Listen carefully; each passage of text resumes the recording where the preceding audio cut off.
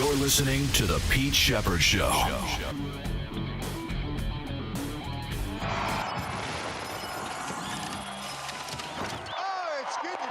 This is not a test. This ain't a test. This is real. This is action. We ain't prepared for none of this. We don't got coats. We got sweaters. We don't got coats. We got hoodies. We don't got coats. We don't got snow boots. We got open-toe sandals and flip-flops and Crocs. It is snowing in Florida. This is Bible reading weather, people. Don't compare my state to your state. Don't say, it's a light snow. No, this is a blizzard. This is the day after tomorrow. This is the movie 2012 right now. We are panicked. This is not cheating weather.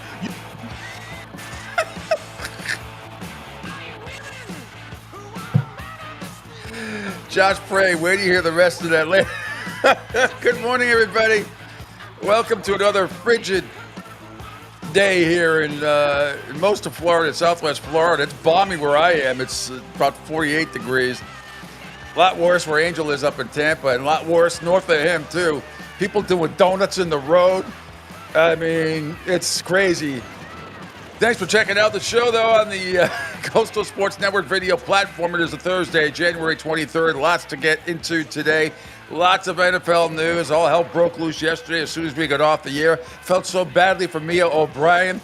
She leaves the show. She goes into a meeting. Bulky gets fired. I mean, it's got to be frustrating, because Liam Cohen, first of all, as soon as Cohen turned down the job yesterday, the OC for Tampa Bay, I knew something had to be up. They had to do something, and it was like, I don't know, it seemed like 10, 15 minutes after that, there went Bulky, the GM of the Jacksonville Jaguars, now former GM.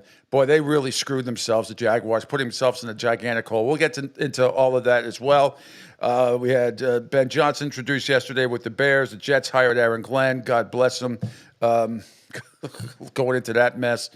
And there's lots of other NFL news to tell you about. We'll also start to break down the conference championships as well with the Philadelphia Eagles and the Washington Commanders, as well as the Buffalo Bills and the Kansas City Chiefs. So thanks for following us on the Coastal Sports Network video platform, following me on Twitter, X at PShep326, on Facebook, CSN Florida, Rumble, Kick, YouTube, Twitch, LinkedIn, Spotify. Call or text the show, as always, 727-858-6650.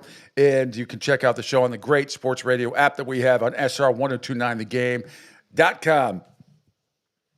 Not going to get into today too much. Celtics went in overtime last night. I fell asleep before the game. Didn't see one. I watched all the highlights this morning because I tape all the games.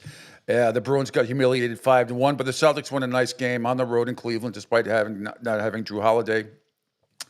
And Porzingis, of course, Harden sat too for Clay. They had two starters out too. Didn't matter. Road win is a road win. I'll take it. They got to play in the same building tonight against that's right. That was a new building. They got to play the Lakers tonight and hopefully humiliate them as well. But it's going to be 99% football today. So congrats to the Celtics. Bruins got their butts kicked. Up 1-0 in Jersey. Gave up the next 5 goals. They lose. It's just a very, very difficult team to figure out. We'll do a lot more about basketball and hockey tomorrow. We're going to really focus on football today because that's what 99% of the peeps out there want to talk about. So that being said, and also the weather, and it is just, we got all these coaching moves. And I found a story today. We say good morning to Angel Martinez. Good morning, Angel. Good morning, Senor Pitor. Yes, I can't stand this weather. But on to other news. Well, it's a little chillier up in your area, and big celebration coming up this week. Huge time in Tampa. Lots of people like to be outside. I still think it'll be okay. I still think it'll be okay. Guess for the weekend. Yep. Always a blast. You see New Orleans, did you see the picture? We told you yesterday people were playing hockey in the streets. Well, it's so bad. I mean, they got, 6 or 8 inches of snow down in New Orleans, in that area. And they had to cancel the LSU game against South Carolina, big women's game. They had to cancel that. A couple of other games. Well, I mean, I've never seen anything like it. I have never seen anything. Today's high here in Fort Myers is, and again, I am not asking for sympathy for anybody else in the Northeast or the Midwest or wherever you may be. I'm just pointing out facts. That's what we do here for the whole. We give opinions, but we do point out. This is the coldest day in Southwest Florida. The coldest high, which today is about 56 degrees. And I don't even think it's going to reach that. Since 1960. I was born in 1967. So imagine that. That's down here in Southwest Florida. You know, the coldest high temperature today is going to be in the mid 50s, maybe. Still going to feel like in the 40s. No sun today. Again, it is raw and misty and icky out, and it sucks. And what if you planned a vacation, Angel, say a year and a half ago, right, to Disney World? Right. You know, I don't know how much snow they got at Disney World, but they probably could open up a ride with natural resources if it's this coldest. I mean, you got to wonder what rides are available in these conditions if the cold weather's affected. I mean, I have no idea. I'm just speculating that, you know, if you planned a trip to Florida and from Orlando down, you're expecting somewhat. You should expect that it's going to be. You might have days in the 50s and 60s, and it may not be an ideal beach or pool day, but most people can probably deal with it, or heated pools. You know, you deal with, but not like this. You're talking record high temperatures. For record high temperatures that are low in the mid 50s, I mean, that is a problem. So I wonder how many people, I know there are still people out there without power in the northern part of the state. And it is crazy seeing people building snowmans. AAA issued, Angel, a PSA yesterday, a big thing, AAA, for people that live like Orlando and north, about how to drive in the snow. How to drive in the snow and the ice. And basically what I said, slow down and shift into two. But I've seen cars. I saw a guy in a truck in one part of Florida in a video trying to do donuts and be a wise ass. And guess what happened? He ended up in a ditch, basically.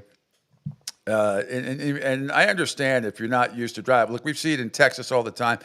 I just don't think the people north of us, you're just not used to it. I understand it. When you get it's eight inches of snow in some areas of Florida by the Panhandle. I couldn't believe the videos, Angel. But back to my point about if you made the trip to Disney World, you would be upset, right?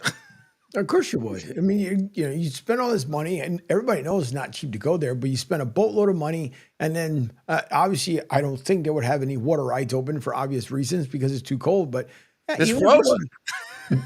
Yeah, unless if you go on the roller coaster, I mean, you're taking that natural cold air, and into your hair, and and whatever else that you have exposed. But it's just it would be even going to Busch Gardens in Tampa itself, because it's most of the rides are coaster rides. It's the same exact way. It stinks to be outside in an amusement park. What about the beer? I mean, it's gonna freeze. It's gonna take care of the beer. But that's part of half the fun of going to Busch Gardens is drinking beer. Yeah, going through the tour, which I've done. It's fantastic. I mean, at least it stays cold though. It doesn't get warm like it does in the summertime. You buy beer in the summer at Busch Gardens and it lasts about 2 minutes and then it's boiling. Oh no, I know that, but the same. There's a lot of water in beer. I mean, beer is like one of the few alcohol. I mean, it can freeze.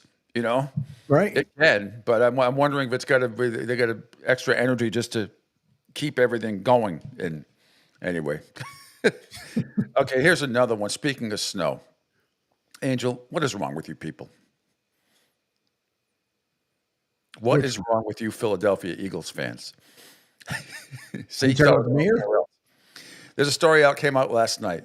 The Eagles, your people, announced yesterday they are teaming up with the Realist to sell, guess what?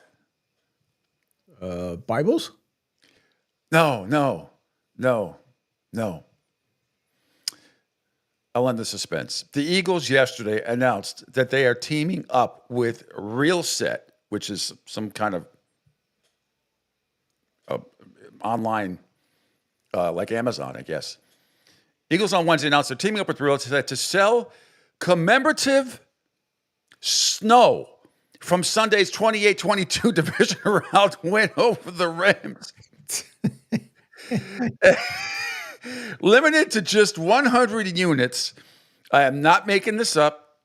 In fact, Angel, if you want to see, if you go to Total Sports Prep, which I emailed you, in the kicker stories, if you scroll down, because I can't punch up the picture from here, but you might be able to. It looks like it's in a Haagen-Dazs container, but it's labeled. So limited to just 100 units, fans can get their hands on snow from Lincoln Financial Field's playing surface. The snow has been collected, carefully preserved, and authenticated to allow fans to have a piece of the Eagles' history. Oh, So a pint goes. Guess how much a pint goes for? Take a guess. $200? Huh? $200? No, a little lower, but it's still outrageous. $100. 50. A pint goes for $50. If you've seen on Total Sport, you got the picture. Scroll. If you punch it up and scroll down to the story, you see Saquon Barkley running next to the pint of snow. Oh, Jesus. So here's the other part. As I want to be thorough here. If you place an order, it'll be shipped using dry ice to maintain its natural state. Fans are then encouraged to keep the container frozen to keep it in its authentic state. So what are you going to do? Keep it out let it melt? And what are you going to have? A Christmas breeze come in and resuscitate it like Frosty? Why would you? First of all, why would you buy it? Second of all, why would you not refrigerate it or freeze it? So every time you grab something from your freezer, you can be reminded just how cold you were on the day the Eagles advanced to the NFC Championship. Unbelievable. And there will be dopes out there that do this. And how do they know? How do they know it came from the link? And even if it did, it's dumb enough anyway. So what? I mean, you could drive a couple hours, get some snow in Florida. That's where, hey, I think snow in the Panhandle is worth more than Eagles snow at Link, don't you? Yeah. What's more rare, snow in Florida or snow in Philadelphia? All right, hold on here. Jesus Christ. Are you shitting me?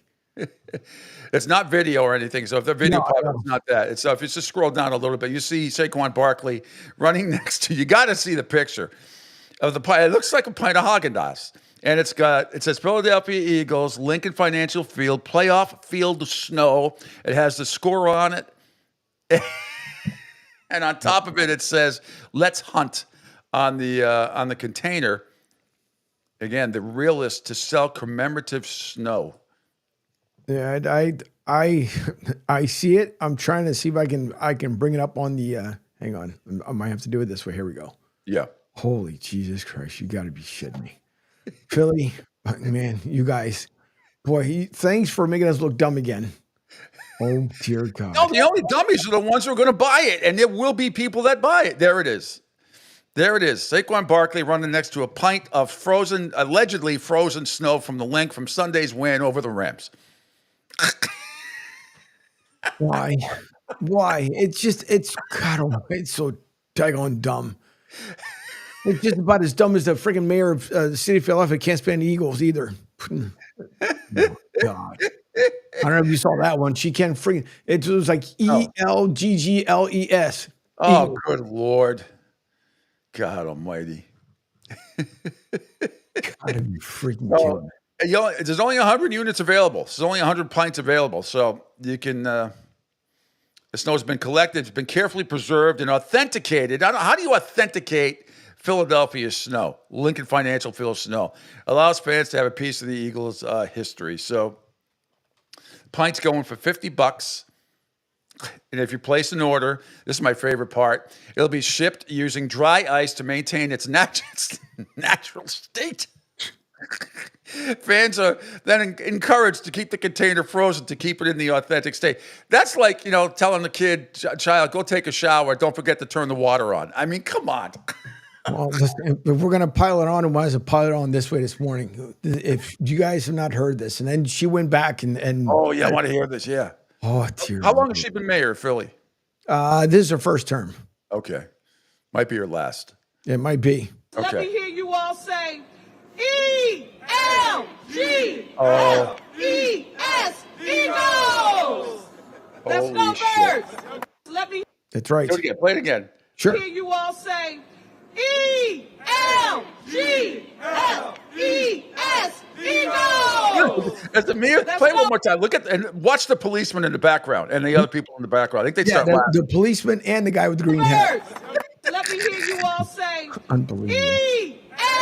ELGLES Eagles. There would be EAGLES. Not a EAG. joke. Madam Mayor. We, EAG. yeah, we do acronyms. in Philly. As silly as it may be, that's the kind of stuff that can lose you an election. Because somebody that is going to haunt her. Her next term is it 2-year terms in Philly or 4? I don't. Whatever it is. Whoever runs against her, that should be the platform. ELH, whatever it was. Absolutely unbelievable. No, it's just as bad as they had this other couple who was at Chicky and Pete's in South Philly. Same Yep. thing. When they went to go spell Eagles, like EGGLES. Like, what the hell are you spelling? Eagles? Love my city. Really I mean, do. I affectionately go Eagles sometimes because it's just a goofy thing. Eagles, Philadelphia Eagles, because it aggravates some of my Eagle friends. Not you, maybe, but I mean, it's just a goofy thing. No disrespect, but if anybody out there would buy this product, I still like to know how they authenticate it. How do I know that snow didn't come from South Dakota? How do I know it didn't come from Penn State? How do I know it's from the link? How do I and only 100 units left, and only 100 units being sold. Angel, I will bet you dollars to donuts they sell out of it. There will be 100 nitwits out there that pay $50. So I'm going to start to. It's so easy on social media to make money doing stupid shit. Should I sell a lock of my hair? I don't know. There's got to be something. Hey, I licked a spoon for the peanut butter, and then after I was done, Luna licked a spoon for the peanut. How about I sell that? You know, got to work something. Who was that? Who was a baseball player years ago where he had a wad of gum in his mouth, spit it out on the field, and it sold for over $50,000 on eBay? John Delancey, who plays Q on Star Trek Next Generation. Remember? You remember Q? Yeah. He was at a convention once, and he was sick, but he still did a little speech and everything, Q&A. But he took a glass of water and then to the side, for whatever reason, spit it back out into the glass. And somebody wanted to pay $25,000 for it for Q germs.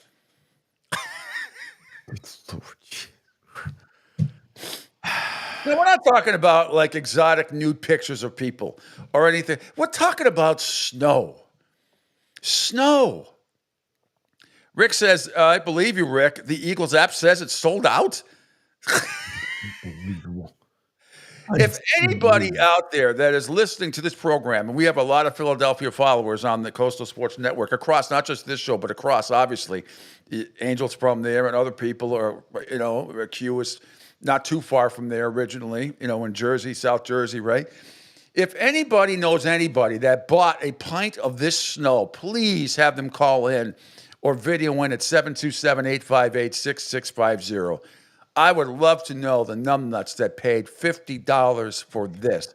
It's not like you can even display your dumbness. Is that a word? It's not like you can even display it because it's got to go in your freezer. If it goes in the refrigerator, it's still going to eventually melt. So you got to put it in a freezer. So it's not like you can even display it. Like, I am so stupid. I bought this pint of snow from the link from the Eagles win over the Rams. You can't even have a plaque. I guess you could take a picture of it and put it up there. But but you can't even display it. It's got to go in the freezer. Yeah, we'll find the paper of authenticity, which I'm pretty sure it was probably the mayor. She probably stamped it. If I said so, you bought it. God almighty. Man. You people, just when you think, hey, if it's sold out already, if Rick's correct on the text line, it says it's sold. I believe it. I believe there's 100 idiots out there. I know, you know what, Angel? I would say that. Look, I would say the same thing if it was New England, because stuff like that's been done. I mean, I don't remember snow, but other parts of the country have had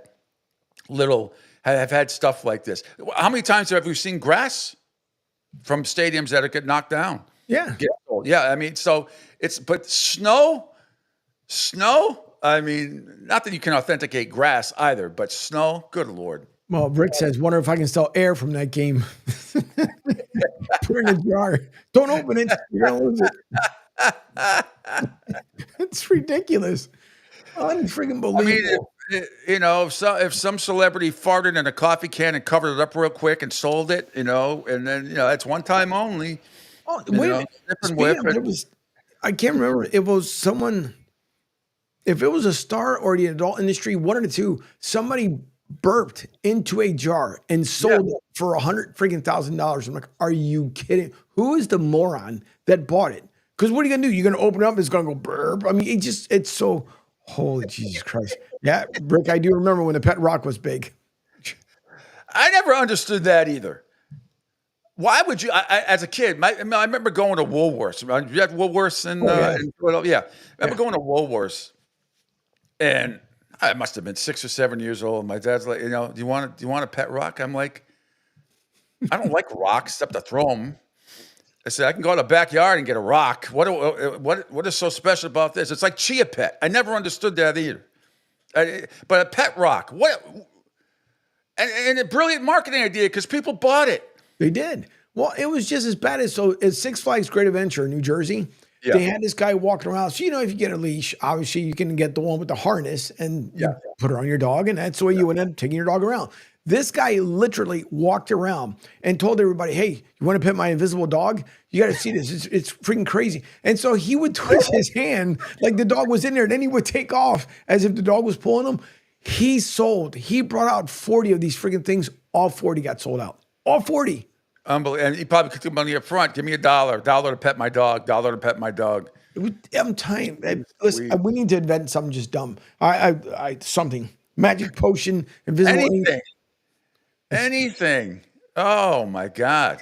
What embarrassment for Philly. Oh my God. I remember there was an old episode of NYPD Blue that was excellent. This scam artist was selling to sort of like plain Jane looking women a box. It was a metal box, nothing more. I think it was some cardboard, a metal box. And he's like, if you put it over your head and keep it there for 8 hours, 4 days a week, your skin's going to be blah, blah, blah. And then he would meet these women afterwards, tell them for a follow-up. And he'd go to a restaurant and he'd walk by the table knowing full well, and then he'd go, oh my God, Phyllis, you look stunning.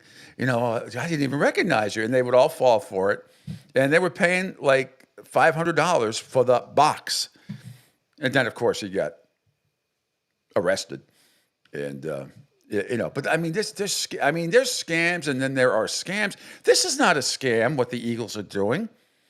This is just, God bless them. It's a good marketing. It's sold out. $50 for a pint of snow, allegedly from the link from the Rams loss to the Eagles. And that was probably an idea between Nick Sirianni and Big Dom, the two big dopes. I don't think so. No, I don't think so. This is a market. I don't know who came up with it, but to do all that, they had to get permission from the Eagles, right, to use the logo. And I would think to use everything on that pint. I mean, the Eagles, everything. I don't know. They had to go through some legal loopholes, I'm sure, to clear some legal. I'm quite sure, yeah, because you can't even use the Eagles logo on a flyer if you're doing a private party in your own home to get flagged by the NFL. Crap. That's it. I'm done. I'm throwing in my Philly gear. I'm done. Between the mayor and this one, Jesus. All right, if we could scroll down a ways, I want to play the whole thing. Just Josh Prey. This is him. Last night, finally summing up everything that we were talking about the last day in the first half hour of this about the crazy weather that is going on in the state of Florida, and people on the whole are not prepared for this. So here's our good buddy, Josh Prey, local comedian, originally from Immokalee in Naples, down this way in my neck of the woods in Southwest Florida. The big Gator fan who turned into a Tennessee Vols fan this year and lost a bet and all that stuff. Well, I think he's one of the funniest guys on the planet. But here's his take on this interesting Florida weather we're having. This is not a test. This ain't a test. This is real. This is action. We ain't prepared for none of this. We don't got coats. We got sweaters. We don't got coats. We got hoodies. We don't got coats. We don't got snow boots. We got open-toe sandals and flip-flops and Crocs. It is snowing in Florida. This is Bible reading weather, people. Don't compare my state to your state. Don't say it's a light snow. No, this is a blizzard. This is the day after tomorrow. This is the movie 2012 right now. We are panicked. This is not cheating weather. You go home and you be safe and you be good and you behave. Women don't get put out. Men don't get put out. This is not the weather to call me and ask me for a ride. I ain't door dashing nothing. Stock up on bullets. Get your weapons ready because polar bears might be in the street. This is Florida. We not used to this. We ain't gonna be used to this. This is not okay. The earth is spinning backwards. My hair is going out of places I've never seen. I'm cockeyed and I have my eyes straight. This is Florida. You are. Listen, I don't know why we outside today. School should have been canceled. Work should have been closed. Road. FEMA needs to be down here right now. What we supposed to do with this, man? Do not compare us to New York and Minnesota and Chicago and the Dakotas, and don't say y'all got to get used to it. I don't want nobody from Texas to chime in and say, now y'all see how we feel. Texas over everything. Shut up. This is Florida. We not prepared for none of this. We talk big. We talk a lot. We act like we can handle everything we can. But y'all get hurricanes. Hurricanes don't come with snow. Snow is more violent, more physical. Snow will rob you. How the hell am I supposed to understand black ice? I'm black already. Now I gotta deal with ice too? Listen. We gonna deal with rain, sleet, and snow, okay? I don't understand. Do wolves come out at night? Coyotes survive in the snow? Like, what do we got to be prepared for? What things going to happen in the snow? How fast does it melt? How long does it stay? How hard does a snowball hurt? Do we drink the yellow ice? Do we not drink the yellow snow? Do we walk past the yellow snow? Y'all ain't prepared for this. Y'all ain't give us what to do and what not to do. And now y'all expect us to deal with this on our own? It is Florida. It's cold. It's cold as a broke dude. It's cold as a gold digger's shoulder when a broke dude approaches. Shots out to J. Cole. This is panic weather. They say a lot of stuff will happen when hell freezes over. Well, listen. Can we just create a thread or a forum or a trend? I know there's a lot of people out there like me panicking right now. I know I can't be the that's a snow cough. That ain't even a real cough. Yeah, I coughed up some snow. I know I coughed up a snowman. Did I swallow a snowman? Is it heterosexual for me to say I swallowed a snowman? Should I have not even said that joke? I'm confused. My comedy is being okay. My name is Josh Spray. I'm gonna leave all my information in this video. If anything happens to me, I was probably under a pile of snow somewhere because we gonna get 25 feet of snow and nobody gonna be able to do nothing. How do you even walk in snow? How do you sleep when it's snowing outside? Are you supposed to sleep with a snow stick inside your window and tuck you in? I don't know how to cut down no damn tree. I don't know how to cut no logs and build a fireplace, man. What am I supposed to do? What my redneck friends? They gotta have an answer to this.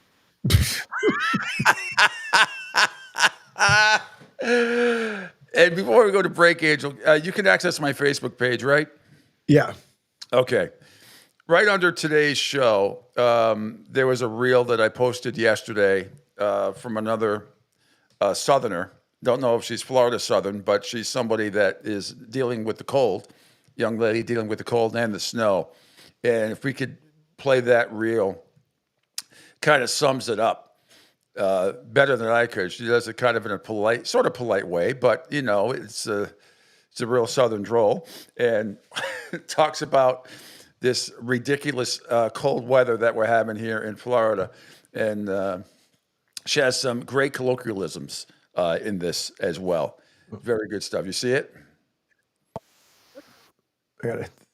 Okay. Come on, start over, will you? I don't see it on the screen yet, but no, hold on, because it's got to. There we go. All right. Oh, for love. I don't know who this person is, but she's hysterical.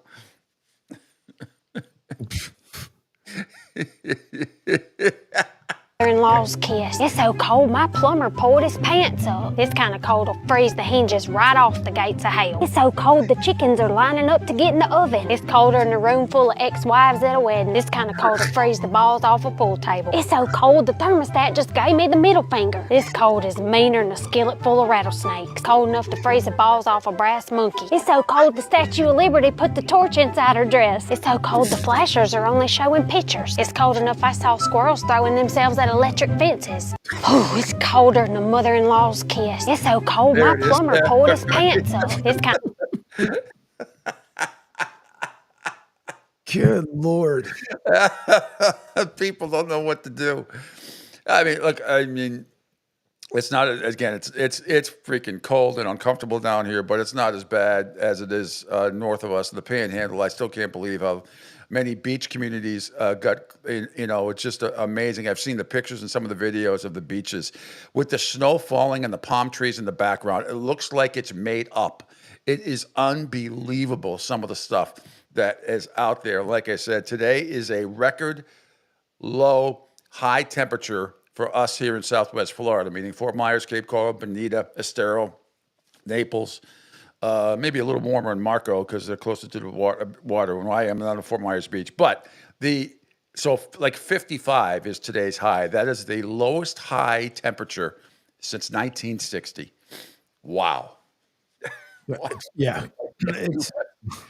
I know people don't like to freaking hear anything probably from us just because we're a little bit warmer than anywhere else. But yeah, it's just, this is not what any of us signed up for down here. And I know the Northeast is going through it, but it absolutely stinks.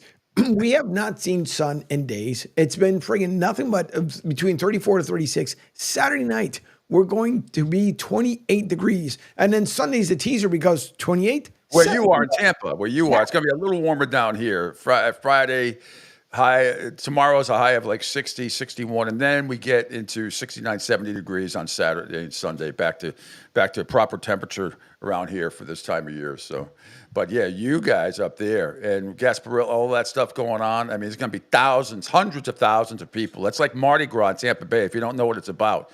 Yeah, explain to people before we go to break. Tell people what that event is like up there. I went to it. No, I went to the beginning. I was there for the beginning of it a couple years ago, just for an hour or two, and then I couldn't stay. I had to leave. But it's crazy. It's like Mardi Gras. It's like Mardi Gras for Tampa Bay. It really is. They had the one for the kids at least last weekend. For the kids, it was a little bit warmer. I think it was 70 for the kids. This weekend for the adults, it's not going to be as warm. It's going to be 60 on Saturday. And yes, I know it sounds strange for Florida, but it is a Mardi Gras. But I just think about a bunch of pirate floats and a bunch of pirate crews that are out there throwing beads, and you don't even have to flash. All you got to do is just stand there and just put your hand down, and they throw beads at you. But and some people do, although they get, the cops tell them, listen, keep your shirt on. It's rare when it happens, but I mean, it's the only time you can literally, you dress like a pirate. No one judges you. I don't want to be a pirate, as Seinfeld said. Yeah, no, it's fun because then you have the girls who dress like wenches, the ones who work at the bars and stuff. But it is a very fun atmosphere. Yeah. Yeah. And then tons of college kids because obviously, what else you got to do? Go to school or go to Gasparilla, one or two. Right. But there's a lot of outdoor like bar hopping and everything, right? It's pretty cool. I mean, you got to mind you can't. There's basically it's kind of like New Orleans. Don't pee in the street, and you can probably do anything else.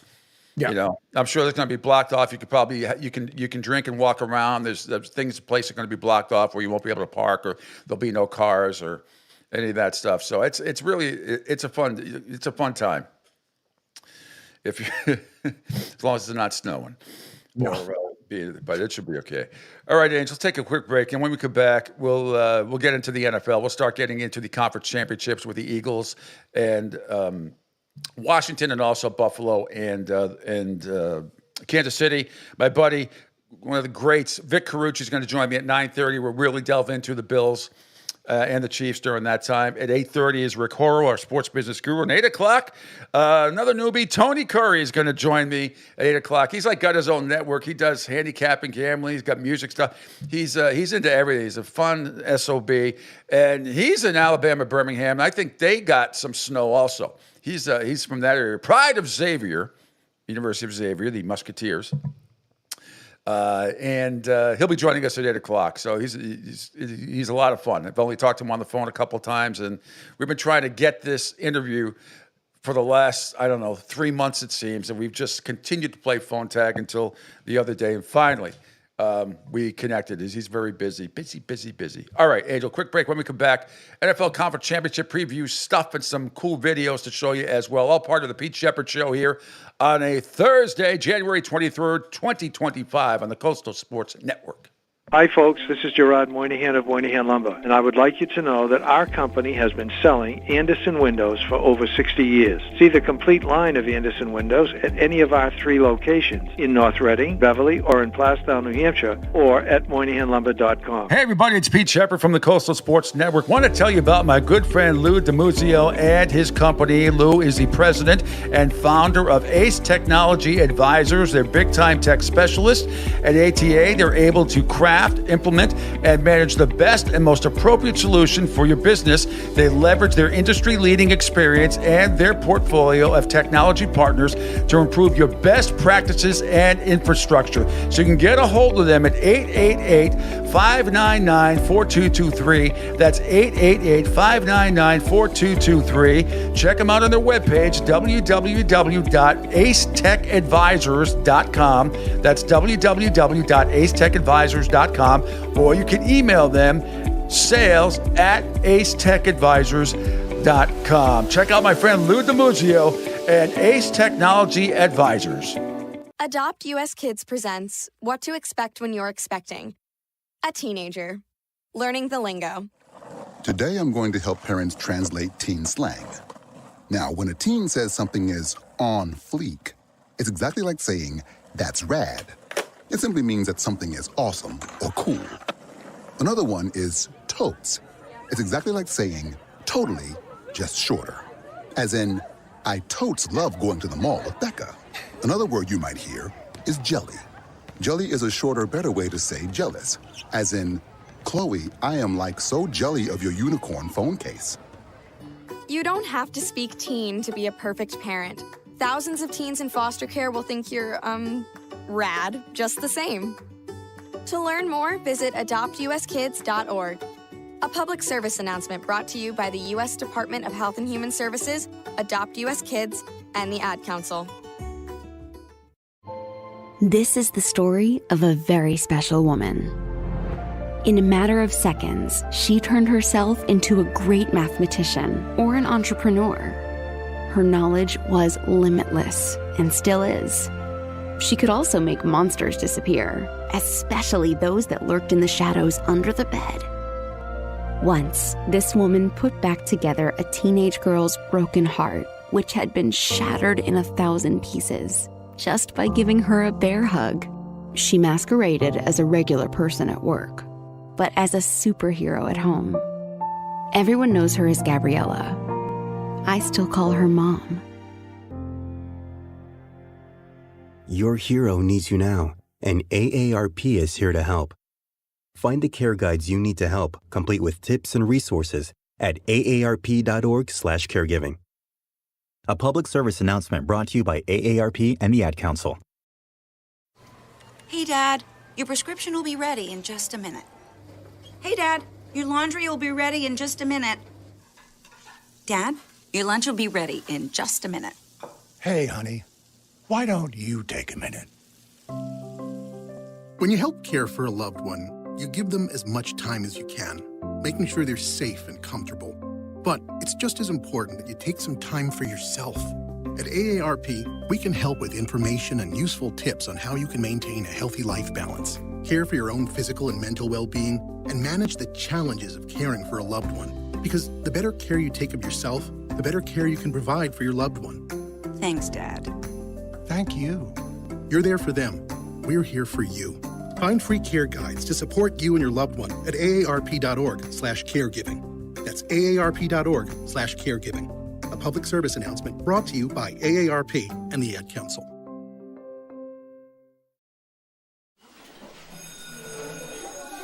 All right, class, let's hear what everyone did this weekend.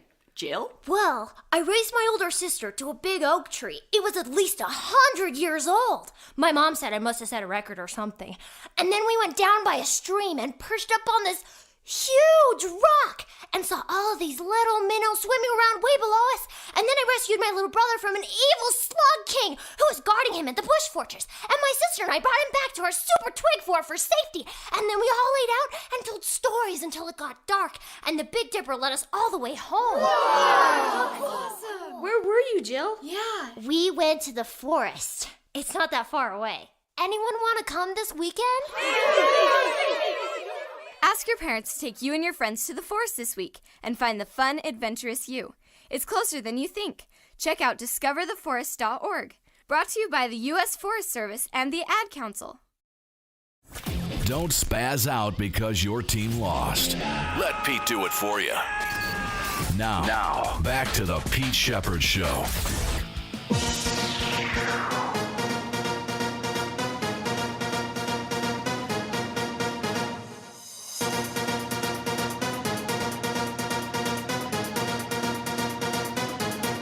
It'd be like Jersey. Yeah, that's how it feels. Welcome back to the Pete Sheppard Show. Kind of Twilight Zone-ish here in the state of Florida. The white stuff has stopped falling, but the roads, parts of the state, especially up north, suck. Back to another dimension. That's what it feels like. Anyway, welcome back. Great to have you aboard the Pete Sheppard Show here on a Thursday. It is already 23 days into the new year, 2025, here on the Coastal Sports Network. Angel Martinez in the house, coming up at 8 o'clock. Tony Curry's going to join me. Rick Horrow at 8:30, our sports business guru. And then the one and only Vic Carucci, my dear friend and one of the great reporters of all time. He was in the front office before in the NFL position as well, but has covered the Buffalo Bills forever and ever and ever, and he is one of the best. Always fair and impartial. Speaking of opposite of fair and impartial, how about stupid and ignorant? And I'll throw arrogant in there. Of course, I'm talking about the Jacksonville Jaguars. They're trying to catch up on the New York Jets of being the dumbest organization in sports. Here's yesterday the Pat McAfee show, the news after the Balky situation happened. This is after Liam Cohen decided not to go for a second interview. Said, "Screw you hippies, I'm going home. Back to Florida, back to Tampa Bay, where I got a significant raise to sit on as an OC. And then the red flags and the sirens went off and the red alerts went off, in Shad Khan's brain and said, maybe it is bulky. Well, here's how it sounded on McAfee's show yesterday when the news broke. We have some breaking news, ladies and gentlemen. Trent Baalke has been fired as the Jacksonville Jaguars general manager. If you do recall, Shahid Khan, also known as Shad Khan, the owner of the Jacksonville Jaguars, was on a Zoom press conference with Trent Baalke. They were the only two on the screen. And the media asked, if the new coach comes in and wants a new general manager, will you adhere to that? And he said, absolutely. And Baalke just had to sit there and say, well, I guess I could be gone. And that is certainly the case now. Baalke out. Is that because of a head coach coming in and saying, I like this particular general manager, this is how I want to go? Or is this potentially Shad Khan realizing that maybe nobody wants to coach for us because Baalke? Bingo! There you go. You hit the nail on the head. Been talking about it for fucking 2 months, and I don't know. It's close. I think the Jaguars are about to surpass the Jets as the stupidest, dumbest organization in the last, 25 years. Just absolutely stupid. Hey, look who's joining us early is Tony Curry. Tony! Oh, hang on. Wow. I just was sitting there farting around, thought I'd check into the show, and there you are. Yeah, there I am, and it's great. It's great to have you on board. Why not? We've been playing phone tag for the last 3 months, trying to just have a conversation. Finally, it came to fruition, and it's great. How you doing? How much did you get any snow where you are in Alabama, Birmingham, Alabama area? Yeah, I'm a Midwestern guy from Cincinnati. Lived up there until my dad kicked me out of the house at 18, then moved for a little bit, and came down here. And so we get nothing down here. We don't have snow trucks. We don't have sand trucks. We don't have any of that shit. All we got is some salt, and that's about it. And so when it snows about 2 or 3 inches down here, I know everyone up north is like, oh, yeah, 2 or 3 inches is going to be That stuff that happened yesterday, that 8 or 9 inches down Navarre Beach, Gulf Shore stuff, that's never happened. I mean, never. They can go back to 1783 or something like that. I don't care. We weren't alive then, so to me, that shit just doesn't happen. It's just amazing. I mean, you can call it climate control, whatever. I think it's kind of cool.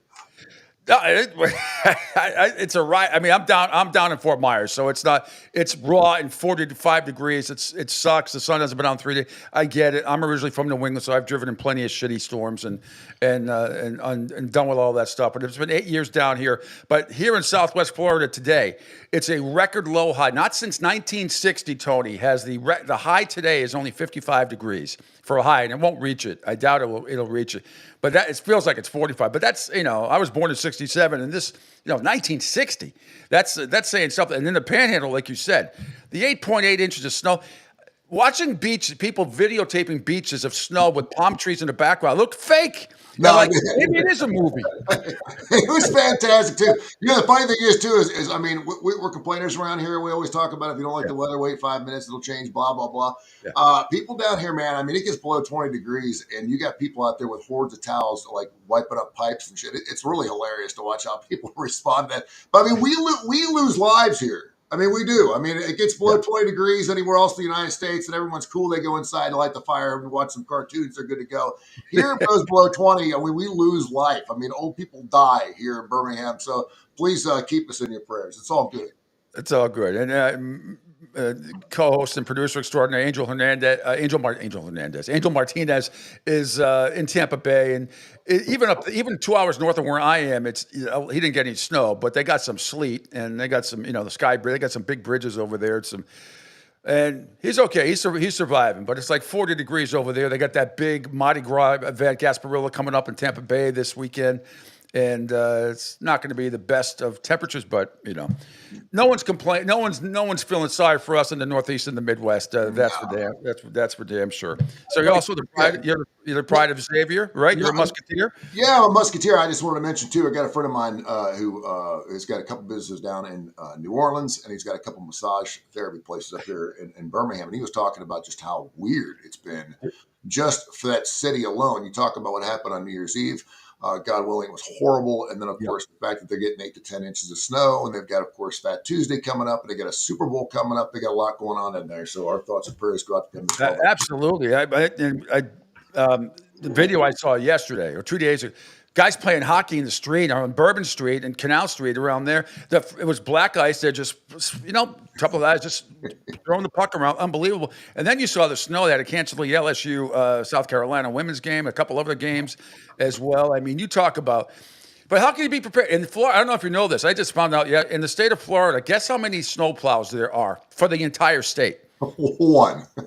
11. Well, I think it's up to 13 now. Governor DeSantis but that's not even one for every single county. I mean, but I was telling Angel, imagine booking a trip a year and a half ago, and you're going to go Orlando. I don't even know if all the rides are open at Disney World, if they're able to open in weather conditions like this. Forget the snow, the cold, and all that stuff. Is the beer going to freeze at Busch Gardens? I don't know. Gotta hope not. You were talking about my Muskies last night. I'm sitting there watching them against St. John's last night. I watched a lot of it. Tough loss last night. Anytime someone can beat Patino, it's a happy day for me. And they're 65-65. And again, this is my Xavier. Ever since Fremantle came back into the lineup, man, I mean, you never know what this team's going to be made of. He is so hot or he's so cold. When he gets inside 3 feet and he starts making those little turnarounds, man, he's unstoppable. He's fantastic. Did not get in foul trouble last night, but at 65-65, they were up by 16. I actually took the overtime line in that game with St. John's. I took St. John's by 3.5, and it came in only because the Muskies, man, they run out of gas. They're not deep on the bench. When you're up by 16 and you end up going to overtime, more than likely they're not going to win. It's the second overtime game they've lost this year. And then my apologies to you. I gave you a loser the night before on my UAB Blazers. That was not your fault. That was by 1 point. No, I'm not. Well, that damn thing opened up at 157.5. And it went to 162, and I know you and I went back and forth a little bit. And UAB, the Blazers, they averaged 89 points. Love Andy Kennedy. He had an opportunity to leave to go to the West Virginia job, didn't take it. Of course, his alum there, set all kinds of records at UAB and Bartow Arena. And love the guy to death. And I appreciate the fact that he's staying at such a small school because he's been at Ole Miss. He's been at Cincinnati. He'd go wherever he wants to go. And he's a hell of a coach. He won more games the last 4 years, or his first 4 years, 114 games or something like that than any other coach in the history of the program. That goes back to the Gene Bartow days. So we know about him and Wooden and everything else. But this team, every single year, they just piss me off. I do a podcast with Andy and Trent Dilfer every single week. It's called The Inferno, and it takes them time to gel. I don't know what it is about it. I guess you should be happy that they're averaging 25 wins their last 4 years. But every year, man, they lose games they're not supposed to lose. They win games they're not supposed to win. And then they get into this like 11-10, 11-9, thing like that. And then they go on a bust, they go on a run, and they're hanging a banner, later on this month. So I don't know. I think they've got a lot of it for UAB, and this goes, a lot of it for college football too. I think we saw that at this next level. And Riley Leonard was probably the one guy who actually kind of took it by the horns. There was no leadership at that Notre Dame locker room until after the Northern Illinois loss.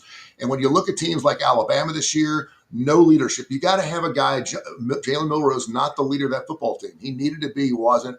And I cannot tell you how important it is to have that leadership. And right now, the UAB Blazers are a basketball team that's looking for a leader. Axel's not the guy yet. He should be, but he's not. But I do see an opportunity, and I know they went over 4 games before the last 2 games. I think they went under. But I think there's going to be a lot of opportunities because I think those lines are going to jump back down to the 50. I have a hard time with the UAB Blazers. I was at the game with my son who goes to Clemson when they were up 27 stinking points and lost the basketball game. I was at that game. It was the 3rd worst comeback in NCAA basketball history. I think McNeese State did it once, and I forget the other team. But being up 27 with 3 minutes into the second half and you lose a basketball game, it was enough to put a fork in your eye. Well, my background from New England originally. I lived in Massachusetts most of my life, been down here in Southwest Florida gladly for the last 8 years. I will never go back because I love it down here. I still have all my friends up in it. But, I met Dave Gavitt when I was 6 years old. So my dad went to Providence College. I grew up a huge Providence College / Big East person. So even now with the new Big East, always a fan. Had God Shamgod, by the way, you probably remember this, in 1997. Had God Shamgod made a couple of free throws, Pete Gillen would have statues all over New England because they would have gone to the final. They would have gone to the Final Four, and they would have had a chance to win it. I love this Pete Gillen too. I mean, he was at Xavier as well. I love Pete Gillen. Exactly. Good Irish Catholic dude. He was great. Yeah. No, yeah, boss. So I mean, I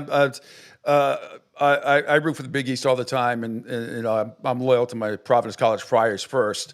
And then everything else. It's still the best postseason tournament in the country. I don't care what anybody. It's been that way for a long time at MSG. Even with the new Big East, it's technically not the same, but I still love it. There's nothing better than that tournament at Madison Square Garden. It's phenomenal. Pete, back it up a little bit here. Big East, SEC. I mean, it doesn't get any better than the SEC this year. They're saying that we can have an all Sweet 16 SEC. Yeah, well, that's not going to happen. It would be great. I know. It's funny, but still, I'm a Big East guy too. That's where my Muskies play. Every single night, you got Villanova, you got Butler, you got Creighton. I mean, every single night, you get Georgetown. You do not get a night off.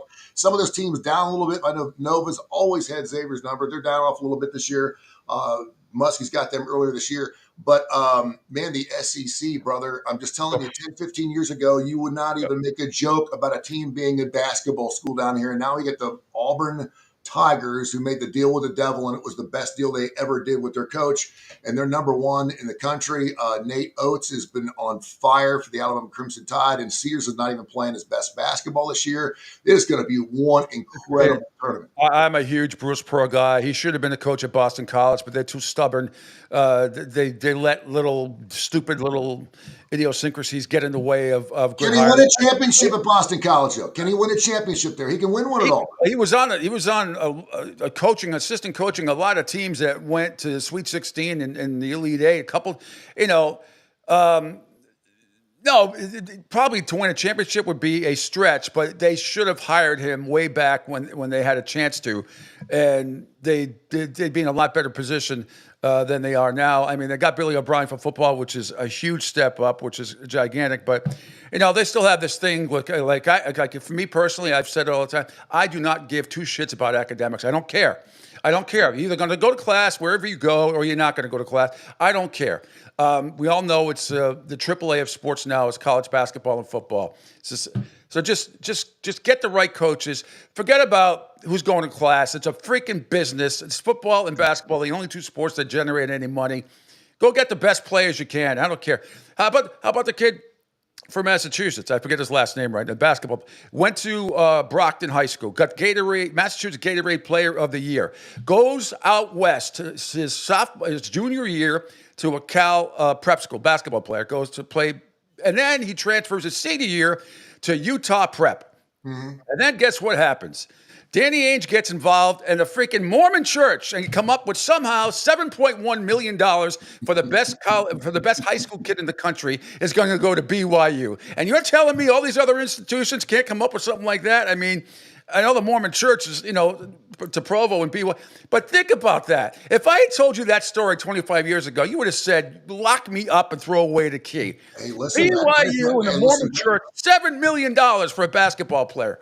That is one of the reasons that the Catholics are back at Notre Dame touchdown. And I told this story. I try to go to church. I try to be a good boy. Listen, I drank and partied my ass off. I was in rock and roll radio for a long period of time. I did everything but sleep with another dude. All right, I did everything. You name it. I tell my kids, there's nothing that's going to shock me. I'll never be with another dude. But I did everything else, and I did it for about 40 years. I gave it up 6 years ago. I go to church the other night. And I'm going down to genuflect, and I got a fucking Charlie horse in my right leg. This is bad news, folks. When you're 50, you said you're 67. I'm 66. I turned 59 a couple weeks. When you get a fucking Charlie horse genuflecting at church, you got issues. You got major problems. Tony. So the priest comes behind me, pushes me up, and of course that's right away. I'm thinking to myself, that's God telling me to take Notre Dame plus the 8.5. Well, we know what happened. Thank God I ended up changing my mind at the last second, much like I did when I was 18 when I was asked to become a priest. I'm sitting there talking to the priest, and I see a little blonde walking behind with a short skirt. I'm like, you know what? I'm out. I'm just going to thank goodness that never happened because I don't think I would have made a good priest. But that being said, the Catholics, the schools, we know that Ohio State spent $20 million. We will never know. They're not the only ones. They're not the only ones. Hey, listen, they're still paying people. They're still paying Charlie Weiss at Notre Dame. But I'm telling you, there is more money. All you got to do is pick up the bat phone and get on with Pope Francis and say, can you sell me a lot of land? I need about $50 million. I mean, I'm telling you, Notre Dame, there's no reason why Notre Dame should not be in the Final Four every single year just because the financial fortitude they will have behind them going in to the upcoming season. If you think that Notre Dame is done, they won a championship since Lou Holtz's third season back in 1988. If you're thinking this was a fly in the night like it was back in 2012, get the Crimson Tide when they're up 28-0, I'm telling you, Notre Dame will be in the Final 12 every single year from this point on, as long as they're allowed to spend money on it. Well, they'll go up to 16. I also wonder about SMU, how they are not. I mean, they get the more money than God at that institution, maybe more than anybody else. But you talked about getting hurt, genuflecting. Tony, I pulled a Charlie horse rolling over in bed a few nights ago. You got to get up. You got to go put your foot up against the wall. Shit. Fucking scared the dog and my wife. Everyone's like, ow, are you all right? Are you having a heart attack? No. I turned over in bed. I pulled the calf muscle. You know you're in trouble when you pull muscles when you're stretching. I don't run. I walk. I did that old walk thing. Yeah. And I was actually, and I'm actually trying to stretch because to stretch to walk is really pathetic. And I was stretching the other day and I actually pulled something in my right arm, just stretching to get ready to walk. That's pathetic. It's horrible. I haven't been laid in 10 years. I don't think it's coming anytime soon. I got news for you, man. No, adrenaline and the blue pill can only get you so far in this life. Well, tell everybody a little bit, our listening audience here on the Coastal Sports Network, about your background. You've been involved in everything: sports, rock and roll, handicapping, all of that stuff. But give us, this little synopsis of your life. My mom put me in a radio class when I was going to Lakota High School up in Westchester, Ohio. When I was 12, 13 years old, I was a freshman in high school, and I never turned back. I used to file the records and everything else. We had a great teacher. Her name's Kay Taylor. She's still alive. I still keep in contact with her. She's just a wonderful woman. I love her to death. And so the next thing you know, I'm 15 years old and I'm working at a classic rock station in Hamilton, Ohio, 96 Rock. And I'm the guy who used to run down the bottom of the hill and pick up the box of joints. I was the one. I was like, hey, go down there and get a box of joints. His name's You were the Phil. mule. Give him $200 here and bring him back up here. And I was like, great. That was my job. And then next thing you know, the 10 to midnight guy didn't show up. They said, hey, you want to work here? And I said, sure. They gave me an envelope with a $100 bill in it and a napkin. It said $13,947, which was my first contract. And I said, great. And so I got into classic rock radio. Long story short, selling radio stations, moved down to Louisville, Kentucky, did some things down there. Don't remember a stitch of the 3 years I was there, was about ready to quit. And then next thing you know, some guy called me down in Birmingham and said, listen, we're starting a classic rock station, 1988. You want to come down here and be part of it? I said, yeah, he offered me $30,000. And I always thought if I made $1,000 for every year of my life, I was going to be rich. Yeah. Like if I'm 59 and I'm making 59 grand, I am killing it. Well, yeah. Let's triple or quadruple that, particularly when you got kids. So I came down here and we were just absolutely on fire. And then I got an opportunity to go to ESPN. They were wanting to hire me for College Game Night, which was a show, and you'll appreciate this. It was on their radio station. It was with Doug Gottlieb, and it was working 6 p.m. to 1 a.m., a 7-hour shift, 6 days a week. And I was like, and what they do is they break their shit down into four pieces of pie. So it's 28 shows. They do 28 shows in a 7-hour period. And I thought, 4 hours was a long time. 5 hours on weekend shifts, you're hungover, you really don't care. You play a lot of music, you don't have to talk for 5 hours. When you're doing classic rock radio, you can just sit there and do whatever you want. Yeah. And I was like, man, this is going to be. So the night I was supposed to agree to take the job, they called me up. It was New Year's Eve, 6 o'clock. I was in St. Louis with my now ex, and they called me up and said, listen, we need you to be in Bristol at midnight tonight. You're on from midnight to 6, 800 radio stations. You got the show all to yourself. Have a good time, blah, blah, blah, blah. And I said, I can't. And they're like, why? And I said, I had just adopted a child. He was about a year old, and I said I'm in St. Louis, and I said I'm not going to do it. And she basically said, listen, if you don't go, we're never going to hire you again. I said, man, if you're wanting me to fly out to Bristol, Connecticut on a whim like that, you can only imagine what kind of whipping child they're going to use me as. I was a great opportunity, and I appreciate ESPN for all that stuff. So we came back, but it gave me everything I needed to get. Got together with Jay Barker, who was the last guy to win a national championship with the Crimson Tide back in '92. Al Del Greco played for Al Del Greco. Man, just love him to death. He's one of my best friends. Played 20 years when we first started the show. He was top 10 in points in the National Football League, and the three of us did a show for 15 years. It went great until it did, and then we broke apart. And then I did kind of like what you're doing, started my own podcast network, and I'm making more money now than I ever have, and I don't have to work. And if this kind of technology had existed back when you got offered the ESPN overnight gig, easy peasy. Oh, yeah, you can do it from here. Back then, I agree with you. I turned down jobs before. I worked in Boston most of my career, but it's because now we can. I'm sure you do guest appearances all over the place, and I do for certain radio stations and other podcasts and stuff. Couldn't do that even 10 years ago, 15 years ago. It was all by phone. Now now if you don't have a video platform in this day and age, because terrestrial radio is dead, we all know that. All these companies are going out of business. And a lot of my friends, and I quit, and a lot of my friends lost their jobs recently. All these places are going bankrupt. So this is it. But you got to have the video platform. You have great stuff on your site, and we're doing some initial talks, and maybe we can combine forces here. I think we're going to do something one way or another. If anything else, I'll just start dialing in when you're on the air just to bug the shit out of it. I'll just peek my head in there, and you won't get away from my ass. But because I love talking sports radio, I love talking gambling. Mm-hmm. The gambling thing is unlike anything that I've seen in sports radio. And it just opened up. Birmingham used to be the second biggest gambling city in the world behind. You got a ton of bookies down. Not bookie. You got a ton of handicappers down there with a lot of 800 numbers. I know that. And it's amazing. We're meeting behind dumpsters every Tuesday morning in this town. And so I got together with Kip Kiefer, who's the executive director of the Birmingham Racecourse and Casino here. We used to race horses and dogs here, and that just got bought out by the Indians. The Pueblo Indians down in southern Alabama, which means that's going to give them the right to go in there and actually have gambling. We're one of 3 states in the United States that doesn't have gambling. We can't do FanDuel and all that sports. We can't do this stuff, but we will. And then his son, Case Kiefer, works for the Las Vegas Sun. He's the chief editor out there for their gambling thing. He doesn't sell picks. He doesn't do anything. He's a great futures guy. So he's on the air. He's been out there for 16 years. And then Kai Gregory, who owns a local business here in town, is actually the one. He's the kind of the linchpin here. He's a book.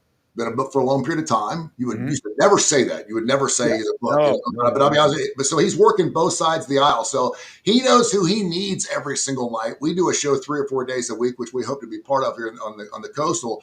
And so I have to read the tea leaves with him because he'll sit there and say, I absolutely love this football team. I love Ohio State. Ohio State's going to kill them. And I'm trying to look in his eyes like, you need Notre Dame really, really bad, don't you? And he's not a guy that'll hedge. He won't go out and buy the other side. He's all around. He's like, this is gambling. I don't try to even it out unless, I got so much on one side, it's going to break the family. I'm sleeping on the couch for the next 3 weeks. And so he is. So to read his tea leaves, to look at him, I can't tell if he's full of shit or not. It drives me crazy. So I will call him. He's my book. I will call him and say, listen, dude, what side do you need? And he'll tell me what side. And Pete, it's amazing. He'll say, I need the Texans, I need the Bengals, I need this. And I'll play those two, and I'll hit 2 out of 3 every stinking time because we know there's smelly fishes, there's ugly games out there, there's games where it just doesn't seem right. That Georgia-Notre Dame was one of those games this year. How the hell could Georgia not beat Notre Dame? They're catching 2. Come on. They know something out there, man. They do. But with these sports betting apps now, though, like we have, there's only one here in Florida, and I think, it's pretty good, the Hard Rock app here in Florida, but you don't have that opportunity up there because they have they have boost bets, as you know about, but they have other stuff now, and at least on the Hard Rock app, and I'm sure on others, whether it's FanDuel or whatever it is, that if you do a 2 or 3 or 4 team parlay and if you got 2 out of the 3 or 3 out of 4, you can always cash out. But they have them now where you can lose one. You can lose 1 of the 3 or 3 or 1 of the 4 and still cash. They have those type of prop parlays now. So listen to you talking yourself into this shit. Listen to you talking yourself into a 16 parlay and you lose 2 sides, you get your money back. That's funny. If anything, I'm pretty much a straight shooter. I do a lot of teasers. I do a lot of super teasers. I still use Bovada from time to time because I can do NFL and college football games combined on totals and number. If I get 13 points if I do 5 teams or more, plus 120. And but don't you find 9 out of 10 times when you tease something you would have won outright anyway? I had Ohio State to tease. I had Ohio State. Depending on the sport. Yeah, I had Ohio State in the first half, and I took them down to 2.5, and the under 51.5. It's just amazing how often I'll never do a 3-team 10-pointer. It's just too hard. 6-point teases, but there's a reason why it looks too good to be true, and that's because it normally is. Yeah. But that's the only thing that scares me about this young group of degenerates who are coming in, because a lot of these guys are these 18, 19, 20, 21-year-old poker players who went out to Vegas and, they're making $120,000 a year playing online poker, and they think they can do this with a gambling book, and it ain't that way because in poker, there's actually some skill that's involved. I agree. You can handicap all you want. Yeah, you can handicap all you want. I played in the main event in 2010. I mean, I used to do it semi-professionally, but this is still my passion. But I still play a lot. I still play a lot online, and more than I do in person. And you play, of course, when you're playing, and there's absolutely a skill involved. There's no doubt about it. And you're playing 3.5 times more hands an hour online than you are.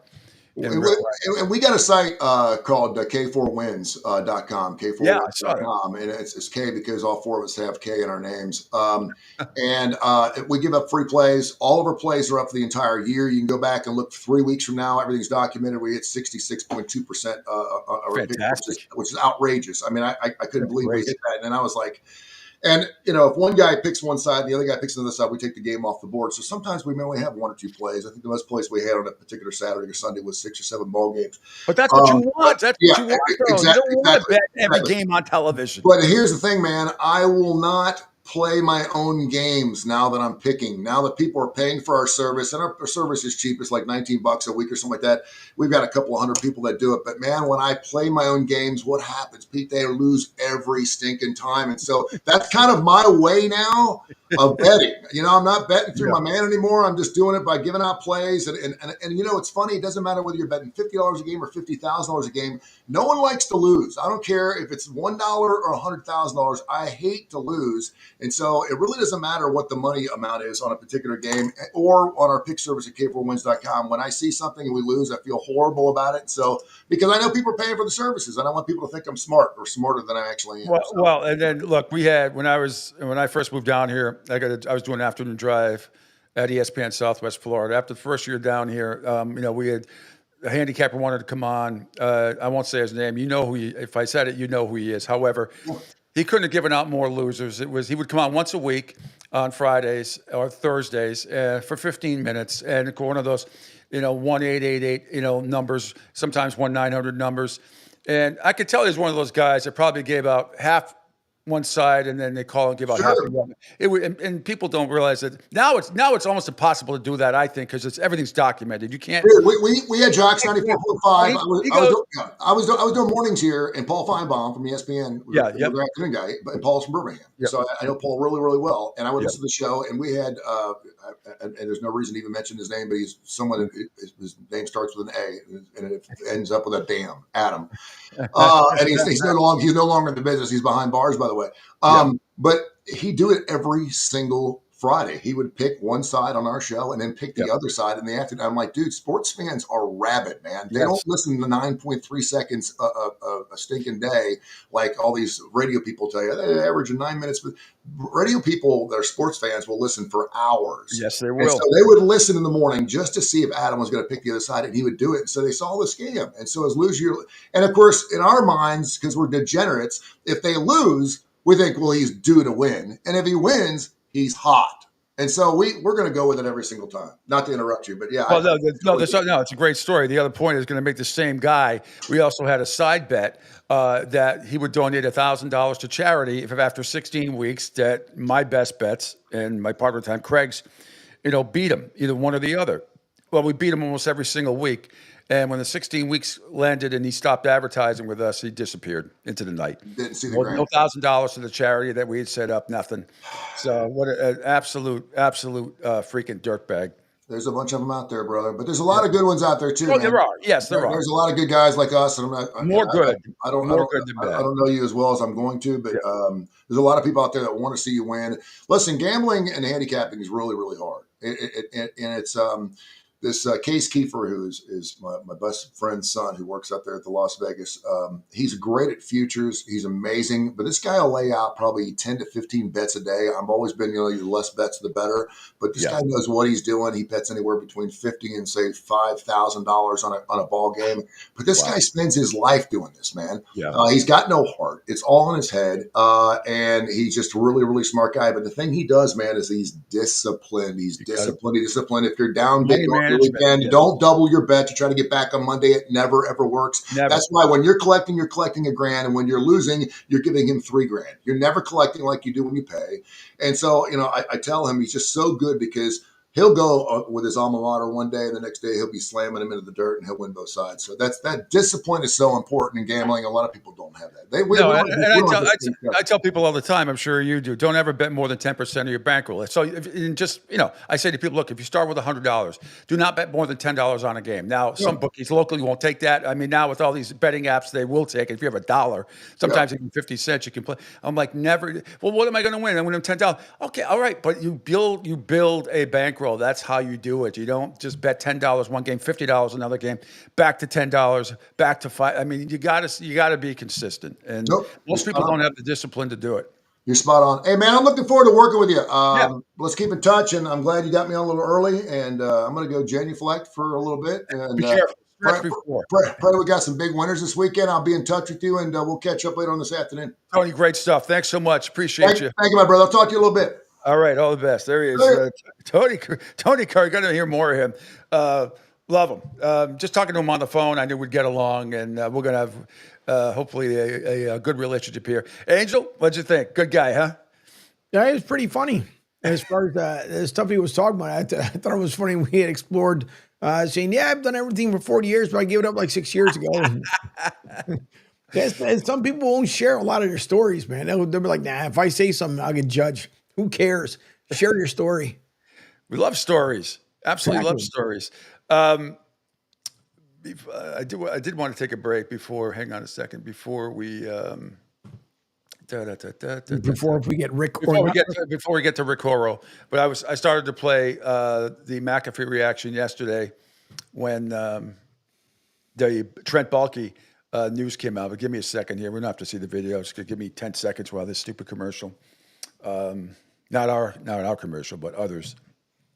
What, you know what? Let me see if I can, while you're doing that, maybe I can find it over here as well. I'm pretty sure they'll have it up there. Yeah, it's under the NFL on ESPN, and it's a few stories down, a few stories, a few stores, a few stories. Yes, down a little bit. Trent Baalke out as Jaguars GM. Let's see if It's not on my Twitter page. It's on. No. I'm okay, trying to find I think that's it. I think you might have it. It's Terry. Bill says, "Good morning, Bill." Hang on. There's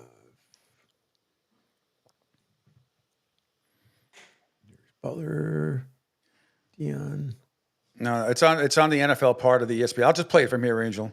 All right. I'll just play the sound from here. It's McAfee and Watt, and they're talking about when the story broke. Ladies and gentlemen, Trent Baalke has been fired as the Jacksonville Jaguars general manager. If you do recall, Shahid Khan, also known as Shad Khan, the owner of the Jacksonville Jaguars, was on a Zoom. Did you say you have it? Yeah. Okay. All right. Yep. We'll count it. So people the video. Always better.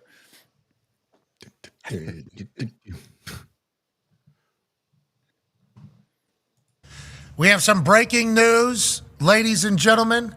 Trent Baalke has been fired as the Jacksonville Jaguars general manager. If you do recall, Shahid Khan, also known as Shad Khan, the owner of the Jacksonville Jaguars, was on a Zoom press conference with Trent Baalke. They were the only two on the screen. And the media asked, if the new coach comes in and wants a new general manager, will you heed to that? And he said, absolutely. And Baalke just had to sit there and say, well, I guess I could be gone. And that is certainly the case now. Baalke out. Is that because of a head coach coming in and saying, I like this particular general manager, this is how I want to go? Or is this potentially Shad Khan realizing that maybe nobody wants to coach for his team because he's keeping Baalke, who's been around like 10 different times and has always survived bad situations? Shad Khan says, following several discussions with Trent Baalke this week, we both arrived at the conclusion that this is in our best mutual best interest, respectfully separate, effective immediately. Turned off his fob. Trent leaves us with my deepest appreciation for his efforts over the past 5 seasons. Ethan Wan will serve as interim general manager and play an important role with others as we continue the process, the interviewing candidates to serve as our new head coach. I am deeply committed to building a winner here in Jacksonville and look forward to introducing a new head coach who will make that happen for our players and fans alike. A lot of people are going to immediately say to Sean, you could have fired this guy weeks ago. Bingo. Could have fired this guy weeks ago. Could have already been in the process of interviewing new general managers, maybe, But I think Sean probably had a comfort with Baalke, obviously. That's why he stuck with him. And maybe he wanted his insight for the hire. As soon as he said, though, on that Zoom call that, I'll fire this guy if somebody wants somebody different, that felt like that was the writing on the wall. It now takes place. What happens next for Jacksonville? We shall see, AJ. The Jaguars are stupid and dumb. They should have fired Doug Peterson probably 6 weeks, 7 weeks tops into the season. And certainly they should have fired Baalke last year. He should have been gone. And they have really screwed themselves. And when Cohen said he was staying with the Buccaneers and not doing the second interview, you knew the red flags were all up over the year. But look at what it cost them. Maybe they could have gotten Bill Belichick and Josh McDaniels if Baalke wasn't there. Maybe that could have happened, which I'm sure Trevor Lawrence would be doing jumping jacks and backflips if that occurred. But they have screwed themselves now out of some of the best candidates. And I know we'll get to Ben Johnson in a bit. I think we'll get to him today about, he basically, as Mia brought up yesterday, he chose Caleb Williams over Jacksonville. But I don't know, maybe things might have been different if Baalke had been gone a little bit. Maybe he might have at least considered it more so. Probably not. But look at what they have done. Same thing with if I'm Jacksonville, right, I'm on the phone right now. And Saleh's supposed to be the leading candidate, reportedly. But why aren't you on the phone right now with Mike McCarthy? He should be first and foremost priority for Jacksonville. Get on the phone with him right now and see what happens. But the Jaguars, they have put themselves back like 3 or 4 weeks because they totally screwed up this loyalty that Shad Khan, stupid sentimentality. You have sentimentality in upper management in sports, you are screwed, baby.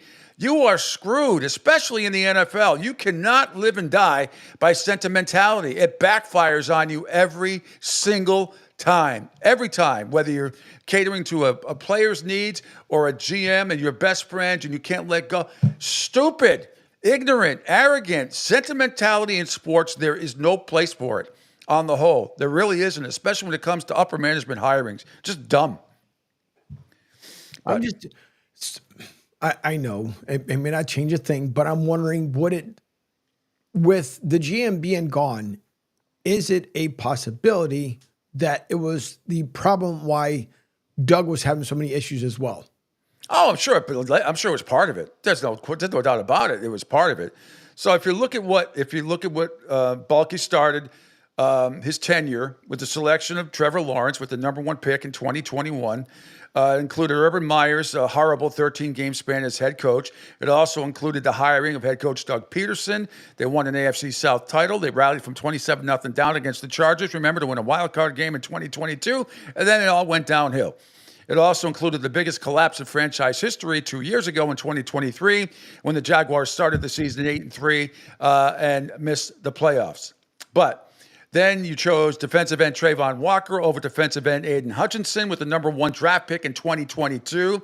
Also critical of Peterson, saying the team lacked an identity and the coaching staff did not do a good job of getting the team's draft picks ready to play in 2023. And then Balky signed one of the most disappointing free agent classes in the franchise history back in 24. He signed defensive end Josh Hines-Allen, Lawrence, and cornerback Tyson Campbell to new contracts worth $492.1 million, $249.9 million of that fully guaranteed. Hines-Allen, as you know, has been consistently the team's pass rusher, but Lawrence has been, 60.7% when he can play. Completions, 8 touchdowns, 3 picks, and Campbell missed 2 to 6 weeks while on IR with a hamstring injury and completely underperformed. 9 of Balky's 38 draft picks from 2021 to 2024 had become full-time starters, including Lawrence's running back, Travis Etienne, and Brian Thomas Jr., 23rd overall. But the most controversial move was taking Walker with the number 1 pick instead of Hutchinson. But the other part of it is that no coach with any, when you can't get a Liam Cohen to go there, because you would think you would take, that a lot of these up-and-comers are going to take a head coaching job and they'll just deal with the GM. That speaks volumes to me that he went back to Tampa. Got a significant raise, by the way. I believe he's going to be the highest-paid offensive coordinator for the Buccaneers next year again under Todd Bowles. But what does that say about your organization, Mr. Khan, that your general manager cost you coaches because they didn't want anything to do with him, because they don't like him, they don't trust him, they don't believe in him. And after all of that, took probably 2 more months than it should have, maybe even a year more than it should have, to fire this guy because you have sentimental feelings about it. It's absolutely ridiculous. Yeah. That's what you get. Yeah. I mean, I can't disagree there, but it is dumb that you waited all this time to do so. And I don't understand why, if your first head coach came around and didn't want to deal with it, or yet alone if you were trying to get Belichick, which I still don't think Belichick would have gone to Jacksonville. It didn't. He might have without Balky being there. He might have. He wasn't going to go with Balky being there, and I don't think Mike McCarthy would have gone there. No way. He's not taking orders from a guy like Balky. Now I think they have a chance to get him. They still may end up with Robert Salah, which I find, I don't know, fascinating. I still think he's better off as a DC.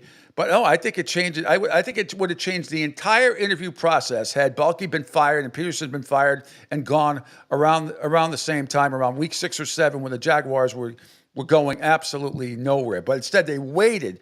They waited 9 more weeks till the season ended, and then they waited another 9 weeks to see, or another 4 weeks to see, while all these interviewing processes going on, and shot themselves in the foot. And it's ridiculous that he let sentimentality come into play over the better of the organization. That's on Shad Khan. Plain and simple, on him.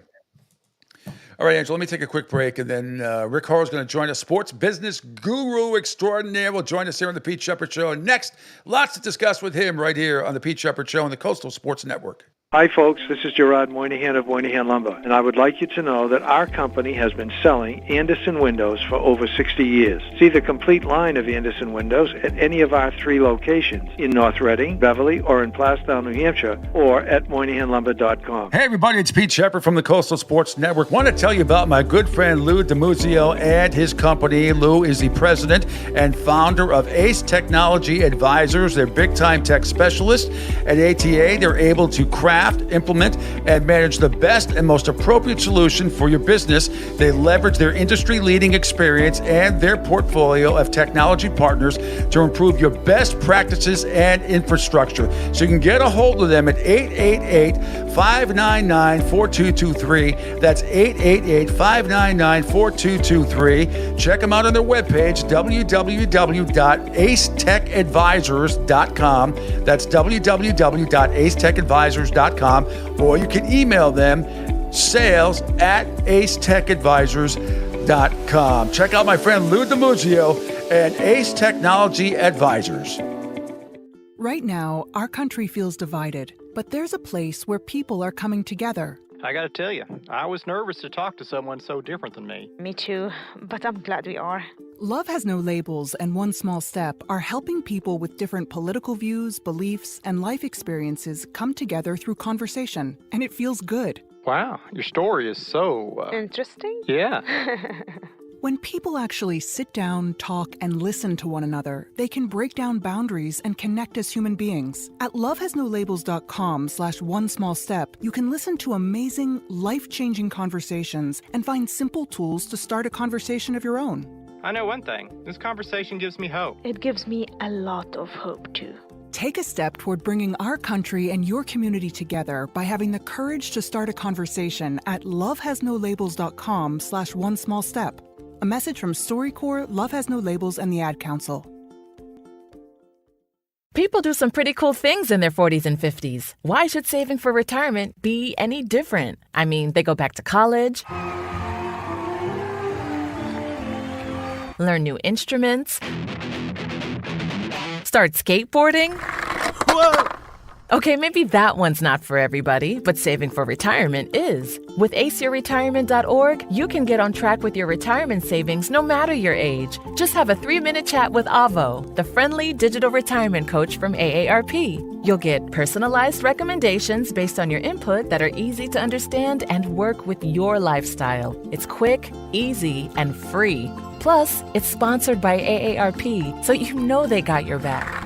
Woohoo! Gnarly move, Dad. Thanks, sweetie. So wherever you are in your retirement savings journey, head to aceyourretirement.org and start chatting with Avo today. That's aceyourretirement.org. A message from AARP and the Ad Council. Adopt US Kids presents What to Expect When You're Expecting. A teenager. Learning the lingo. Today I'm going to help parents translate teen slang. Now, when a teen says something is on fleek, it's exactly like saying, that's rad. It simply means that something is awesome or cool. Another one is totes. It's exactly like saying, totally, just shorter. As in, I totes love going to the mall with Becca. Another word you might hear is jelly.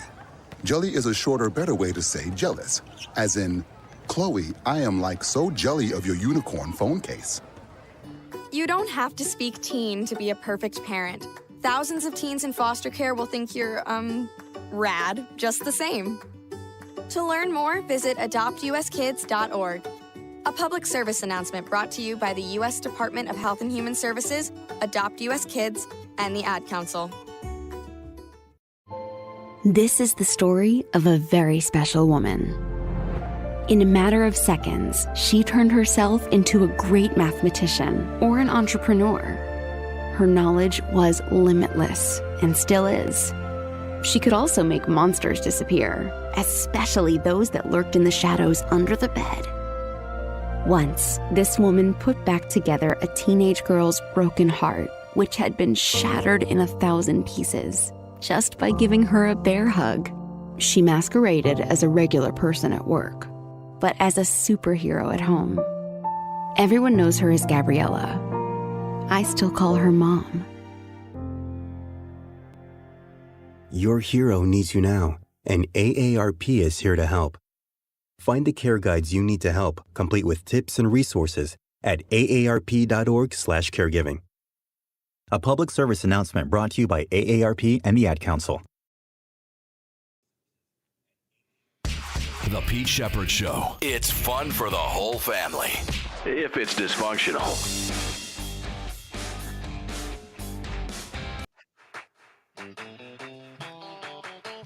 Welcome back to the Pete Sheppard Show here on the Coastal Sports Network. Thanks, everybody, for checking us out across the Coastal Sports Network video platform.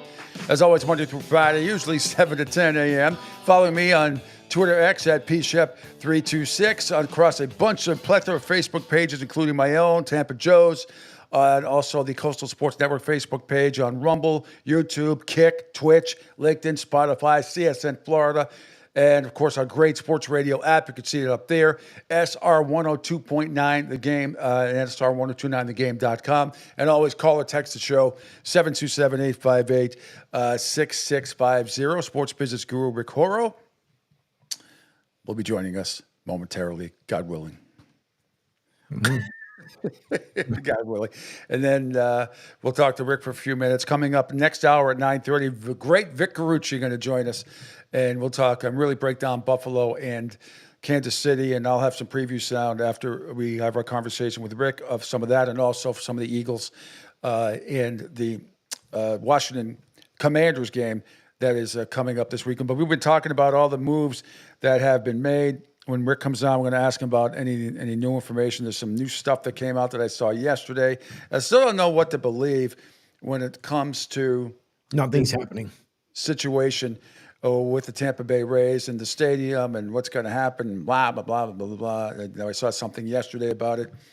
But we'll ask Rick about it and a lot more. He wrote about a lot of different things this week, including about the college football playoff title game, the impact, nil money, all that stuff as well.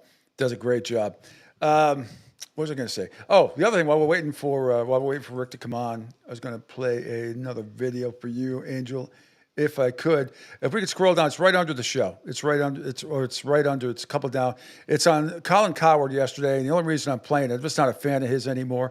But Tom Brady was on trying to clarify the situation with his broadcasting commitments to Fox, as well as his, minorship, league ownership of the team ownership of the Raiders. Everything I read on the internet. Okay, Rick's joining us. We'll get to that. My heart that we'll get to that in a little together. bit. You're already leaving, Angel, so it's really want to get hard Rick for me. Horrow on as soon as possible. But sorry about that. Anyway, Rick Horrow, there he is, the sports guru, the professor, joining us here on the Pete Sheppard Show. I know there's no snow where you're. In there, see, poof. I know.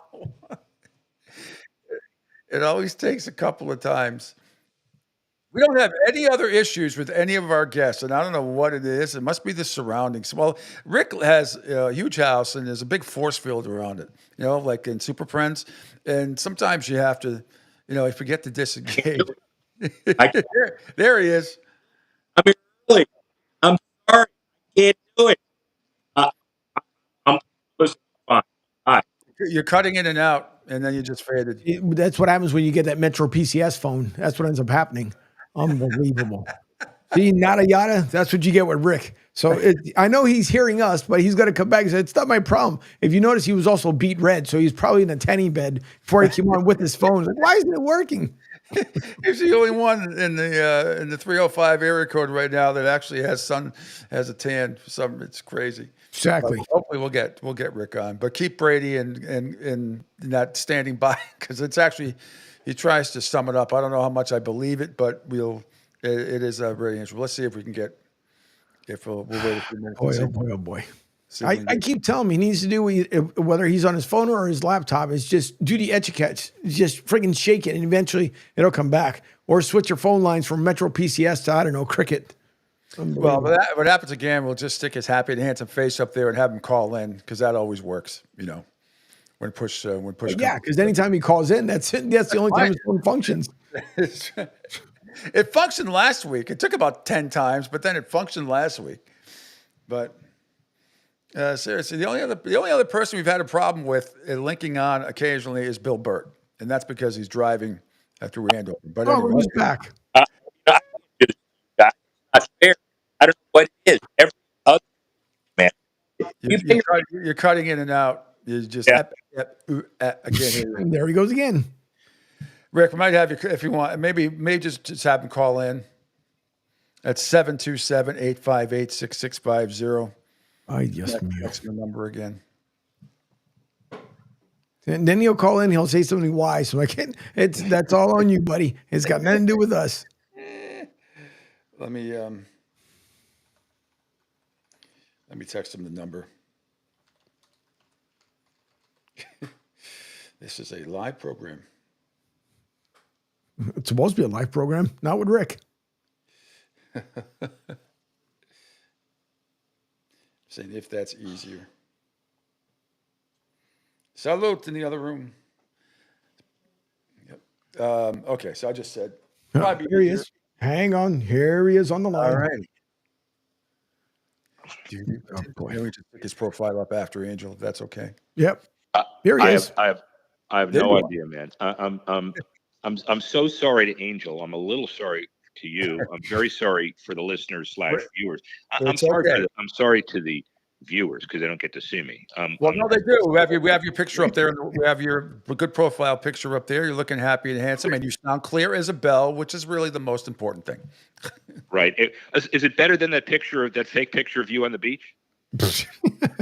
Well, that's all real. Hey, I've seen pictures like that up in the Panhandle with snow. Isn't it surreal to watch snow falling with palm trees in the background on a beach? I mean, I've never seen anything. Man, listen, and I grew up down here, and not only is it surreal, but 7.5 inches in Milton. Yeah, isn't that where what's his name is? Isn't that where Boo Weekly is from? I think so. But whatever happened to Boo Weekly? That's another story. No, that's Baghdad. I got way off that, but it's near Milton. Regardless, I'm all flustered because of the 7 inches of snow. It is down here. I don't know what it's like there, but it's 52 degrees. The weather hasn't broken in 4 days, and it's ridiculous. This is now the iguanas are long past frozen and dropping. Maybe they don't even want to wake up. I think they don't wake up because they saw that the Dolphins have 10 draft picks potentially, which means more opportunities for major mistakes. So they said, we're going to go back to sleep. We'll see. But it's 45 degrees here in Fort Myers. It's chillier where Angel is up in Tampa. He didn't get any snow, but they got some sleet. But it feels about like 40 degrees here, Rick. And I know we're not going to get a lot of sympathy from our friends in the Northeast and the Midwest. But nevertheless, on the local news this morning here, it is the lowest high temperature, because the high temperature today in Fort Myers area is 55, when we're not going to even reach that, since 1960. And I imagine it's the same thing in Miami, right? 77, January 20, 1977. I remember it. I actually saved the newspaper. I went up to my attic. It's the only thing I saved that's worth a damn. And it said the day it snowed in Miami, and the agate print. Remember that as old journalists? The agate print was like 2 inches. It was like the Kennedy assassination size of print. And the Miami News, which was then in existence, had the entire paper devoted to snow, and not just, fake snow, and not just snow that you could see a flake, but like an inch of snow.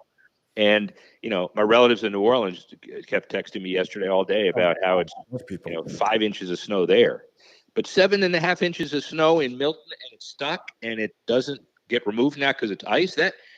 That's New England weather. I mean, you know it. You grew up there. Yeah, it's New England and Midwest weather. But there was 8.8 inches in another part of the Panhandle. But then, I found out yesterday that there were only 11 snowplows in the state, the whole state, and then DeSantis, I guess, got 3 more. So now there's 14. That's not even enough for every county. I mean, how about that planning? How about that? How do you plan for that? How do you plan for 8 inches of snow in Florida? Once every 16 years. So let us guess that it's not the 16 years that we're going to be in office. Well, yeah. Rick Oro is with us, the sports business guru, and there's a lot to talk about. But I want to, as usual, I want to start with what in the wide world of sports once again is going on with Tampa Bay. I see the story yesterday.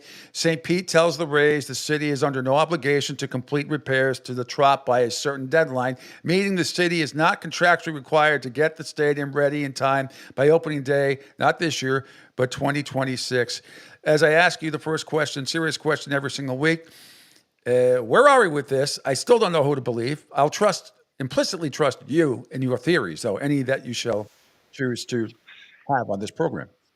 I have a lot. I choose to reveal none because I think there's a lot going on, and I kind of am aware of some of it, so I don't even get into it. Other than there are many forces beyond what you read that are destined and determined to keep that team in the Tampa Bay region, and let's just say Tampa Bay region. And so all of the jousting back and forth, it's not for nothing because, I know that Stu Sternberg and his folks, let's just say, don't have as much at stake in the Tampa Bay region as a, New Yorker and others in his group as let's say a, lifetime Tampa person or a lifetime Miami and over here. So it'll be interesting to see how it all turns out. There are a lot of people who are saying in a perfect world, we want the stadium to be here, here, and here. Now, I know better than anybody that you can't just put a dot in the center of a market and say, let's build it there. There are a whole lot of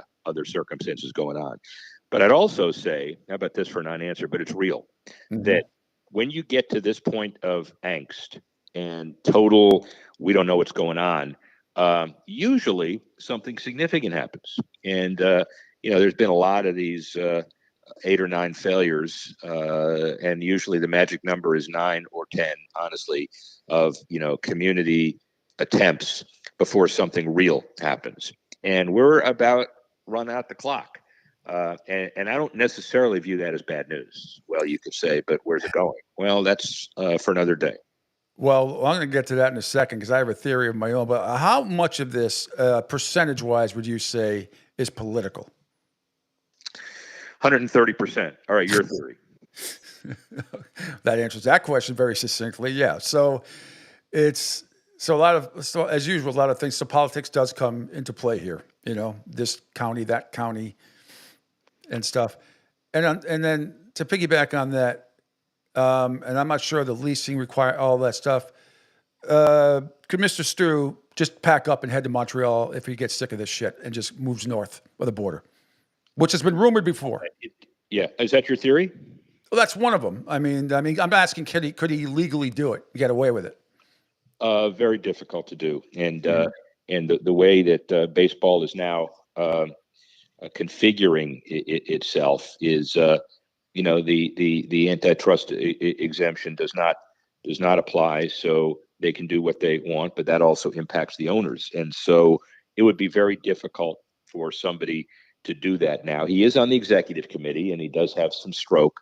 So, packing up and moving north of the border to a city that has provided some funding, but only for, a small stadium with half season. And remember, the other half is tundra. So it becomes difficult to know that's where it would be. There are a lot of other locations, but let's remember that there are a lot of other locations that are primed for expansion. And, if you move a team to that market, you take away from expansion fees and expansion opportunities for a city to start afresh with a new owner, which I know a lot of other cities would prefer.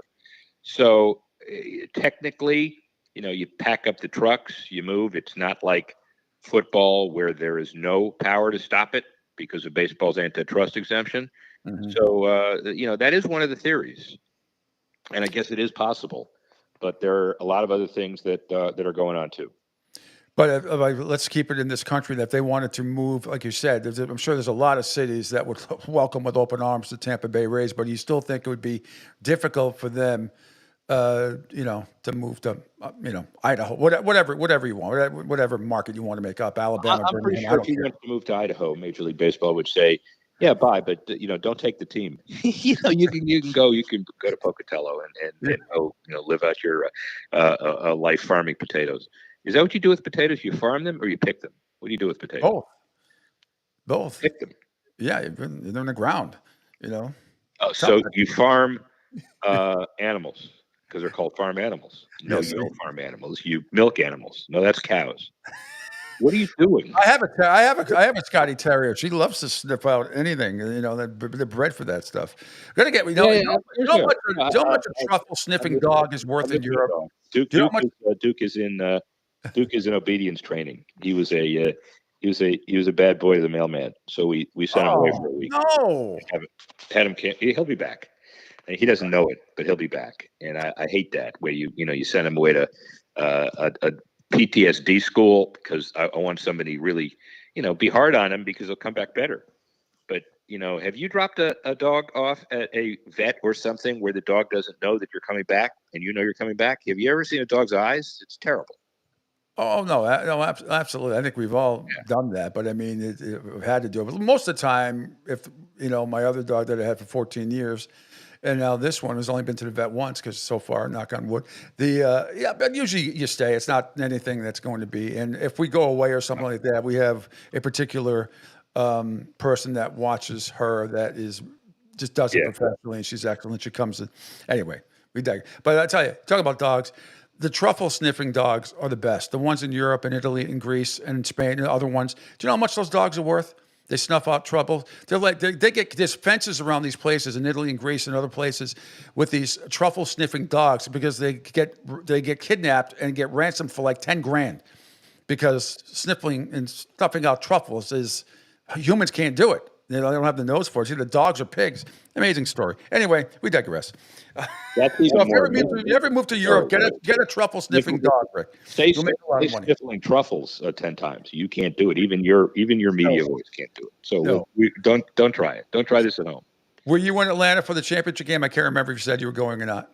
Yes, I did say I was going when I did something with you last week, but then sanity prevailed.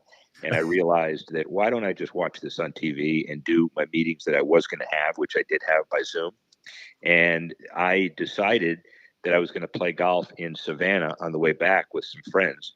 And of course, it was 4 inches of snow and sheets of ice and records all over the Southeast, as you know. And there are people who are still stuck there because they can't get out of Atlanta. And they're all saying, well, why can't we get out of Atlanta? Because you had a record cataclysmic snowstorm. That's why. So the answer is a fairly boring game, except for middle of the third quarter, and I watched on TV. Yeah, as did I, and I'm glad they kicked that field goal to send it over 8.5, which was very good. Shouldn't have come down to that. How about that? Right, 31-7. There were some very interesting betting games last week. How about that? How about that safety in the playoff game that that made it 9? That was interesting. Yeah, and it certainly is. What is going on with? I want to get into about the Miami Dolphins and the Hurricanes to a degree, but the Miami Dolphins, their defensive coordinator Anthony Weaver is headed to New Orleans today for an in-person head coaching play, and it's so interesting what's going on in the NFL, and particularly not so much with Miami right now, but what's your take? You're a very smart man.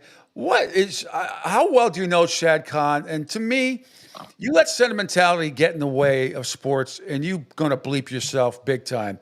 They should have really canned Peterson back in week 6 or 7 for Jacksonville, and certainly Balky should have been fired last year.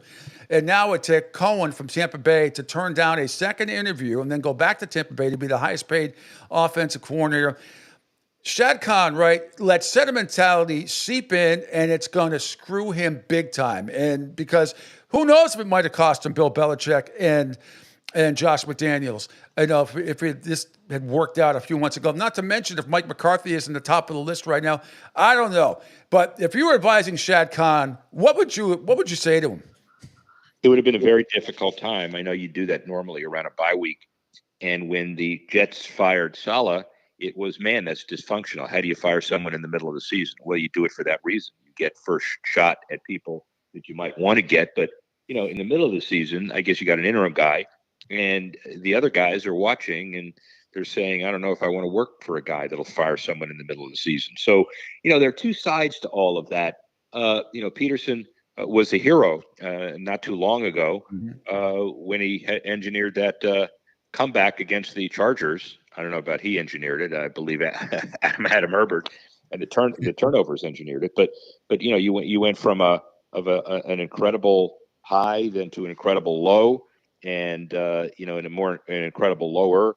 The real issue here is that he's got a major development that is underway, and it is top hotels and economic development and real estate, and he's also juggling a whole lot of other things with this renovation. And you can't afford to have a terrible team for an extended period of time. You can if the blueprint is, well, let's suck for a year and get better and get drafted, but then you've got to have leadership in place. No question. Rick Horrow, our sports business guru, here with us. Let's switch to golf a little bit. I want to get your thoughts first. What do you think of the TGL stuff? I think it's fascinating. I'd like to have a simulation in my garage if I could. But also, you had a great story this week. Fox has struck a deal with Live Golf. So they're off YouTube now, maybe they still are.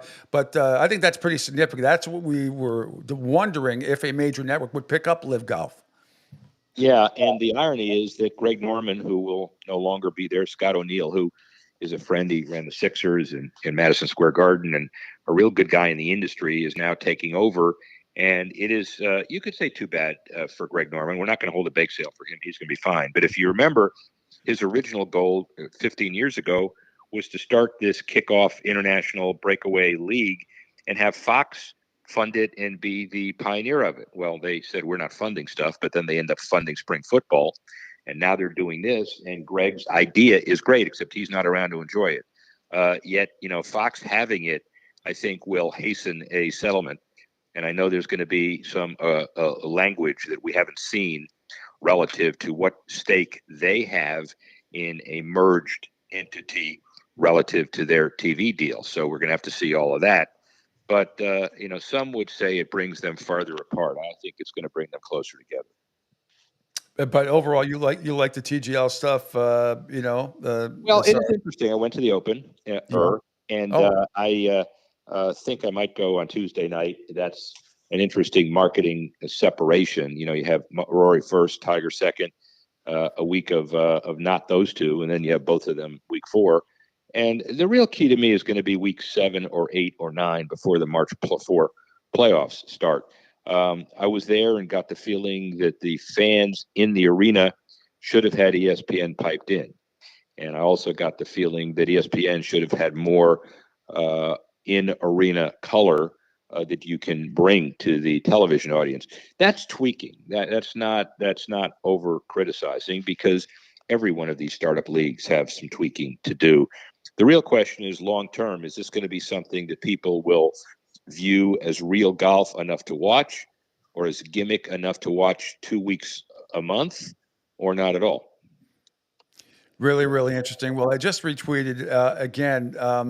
If you want Rick Horrow, who you are, amazing speaker, to book with Rick Horrow, the sports professor, architect of 100+ deals worth over $20 billion, what Rick has in his back pocket. Has the keys to take your business to the next level: keynote speaker, panel moderated, Q&A webinars, roundtable discussions, and more. Awesome stuff. I retweeted that for you. Hopefully. Wow, thank you. And avid golfer, although I must say that when you hit the ball, when you hit it straight, well, it doesn't have to go straight. It goes far. You hit the ball far. Can't you get one of these TGL gimmicks at your house? Can't you put it in around? Can't you make it on a smaller level? Because I drive a couple times a week to play in a simulation like that. How much fun would that be? Well, I'm adding a simulator, and I just didn't announce it yet, but I haven't finalized it yet. So which way do you think seeing you twice a week is going to cut? That I should get the simulator, or should I cancel it? I think you should get it, because you live around a bunch of celebrities anyway. And yeah, see, that's it. I'll get it for other people, and you'll just glom on. So did Angel? I'll do play-by-play. I'll come and do play-by-play. And heckle you when you putt. Miss it like Noonan. Miss it, Horrell. Miss it. Yeah, that's it. That's perfect. I got it down already. That's great. All right, Ray. Anything else you got? You got your show on in West Palm on the Fox affiliate out there as well. Anything else you want to plug? 6:40 every weekend. We have Jay Cicero this week, who was the head of the New Orleans Host Committee. It's really important because this is the first mega event after the Sugar Bowl morning tragedy, and he has done a tremendous job in rallying the troops. And I think we're going to see an absolutely amazing Super Bowl, regardless of who's in it. Agreed. Rick, thanks so much. Always a pleasure, and we'll talk again soon. And try to stay warm. Yeah, well, I'm staying in the house. I have a tennis game at 10, which I am now going to cancel because I just looked outside. We ain't done. No. All right, my man. Take care. Thank you so much. Always appreciate you. All right, man. There he goes. Rick Horrell, the sports professor, joining us this morning. Always interesting stuff from Rick. And can't figure out this Tropicana Field situation. Angel, have you heard anything up your way? It just seems to be back and forth and at a stalemate. And I really don't know which side to believe. It's all politics. Yeah. It's really what it comes down to is all politics. Said 130% politics. Yeah, that's all it is. Unfortunately, because no one wants to come to an agreement. Now they come up with this cockamamie story like, oh, we don't really have to have everything done exactly the way that Rays want it. We don't have to have it repaired by 2026 for opening day. This is where really the ownership needs to take stake and say, you know what, screw it. We're not going to stay in St. Pete. We need to go Tampa somewhere. Lakeland is somewhere other than friggin' staying there in St. Pete. It's not. I understand it's going to be like a really nice stadium. Don't get me wrong. If they would have kept it there, my thing is it's time for them to just start talking to Mayor Jane Castor out there in Tampa and just figure something out. Because even folks from Orlando and Lakeland, everybody else said, if you put it somewhere around Ybor City, somewhere around Tampa, somewhere in that region, even over by where the Hard Rock is, where the amphitheater. If you put it somewhere there, there'd be more reluctance to come down. It's just the problem is if you come from Lakeland, then you have to drive through Tampa, through 275, deal with all that nonsense traffic, then go across the Howard Franklin Bridge, deal with that traffic until you get into St. Pete, and then you got more gridlock traffic. So that's why people don't want to go. That's the whole thing. So I'm telling you, if I'm the Rays, I would just tell them, listen, screw it. I'm going to make a deal with the Steinbrenners somehow or another, at least to maybe lock it up for another year, because you got to figure the minor league. The only disruption you're going to have this season is for the minor league team where they had to basically say, okay, the Rays are in town this week, we'll be in town the following week. That's why they're putting the money towards that other field in case something went wrong, where then they can go over to the other field and take it from there. But it's just nonsense. It really comes down to politics. That's why St. Pete, it's a beautiful town, don't get me wrong, but the politics are beyond ridiculous in St. Pete. So it's so that way around so much of the country. It's just unbelievable. Duncan Dad says, politics ruining sports. You don't say, yeah. And then if you build it, they will come. Not necessarily. It depends where they built it. Where they built it. All right, let's go back before we do one more quick break. Let's go back. We were going to run Colin Cowherd's conversation with Tom Brady yesterday about, how is he balancing working for Fox and still being a minority owner for the Raiders and has a significant hand in the interview process. Everything I read on the internet, Tom, is true. And it breaks my heart that we only got to work a year together. You're already leaving. So it's really hard for me. I swear to God, the interweb has you. I don't know where you're going, but you're leaving. Would you address that, please? It's hard for me, too. I thought it was a great run, one solid year. So, there's time for new things. And I figured, this has been totally mastered at this point. Yeah, I don't know where it comes from. I know it always says sources close to Brady or whatever, but I've had the best time at Fox, and I've loved every time going into the booth and working with such great people, starting with my partner, Kevin, everyone in our crew, Z, Roos, Aaron, Tom, who, everyone would probably know a little bit about. But behind the scenes, there's so many incredible people that bring the NFL to life. And to see kind of how it is from a different perspective, I've had so many years, 23 years playing on the field. I've watched so many games from the sideline view, and now I'm sitting up there in the booth and seeing it from a different perspective. And I've loved kind of just the whole process and diving into all these different teams. It's been a lot of growth for me in 1 year, and I really can't wait to see what it looks like in year two and way beyond that too. So I got 9 years left on my deal, and maybe longer. You never know. If Fox wants me, then I want to go. We'll just keep going because it's been really fun thus far. I think sources close to Brady are your kids, and my guess is they're not leaking stuff to the internet. So.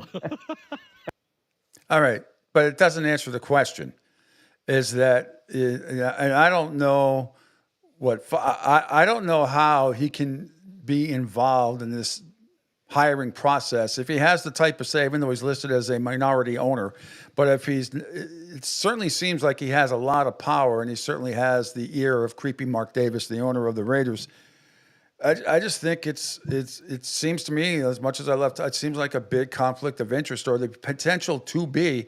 But I got to also believe that Fox knew that was a possibility. There's got to be something in his contract or something that either he can get out of it or whatever, or the Raiders, unless Mark Davis doesn't care, it just seems like a big conflict of interest to me. If he's going to have that kind of say in the inside of the Raiders, and you're a broadcaster, it's weird to me. It's never happened before that I can remember.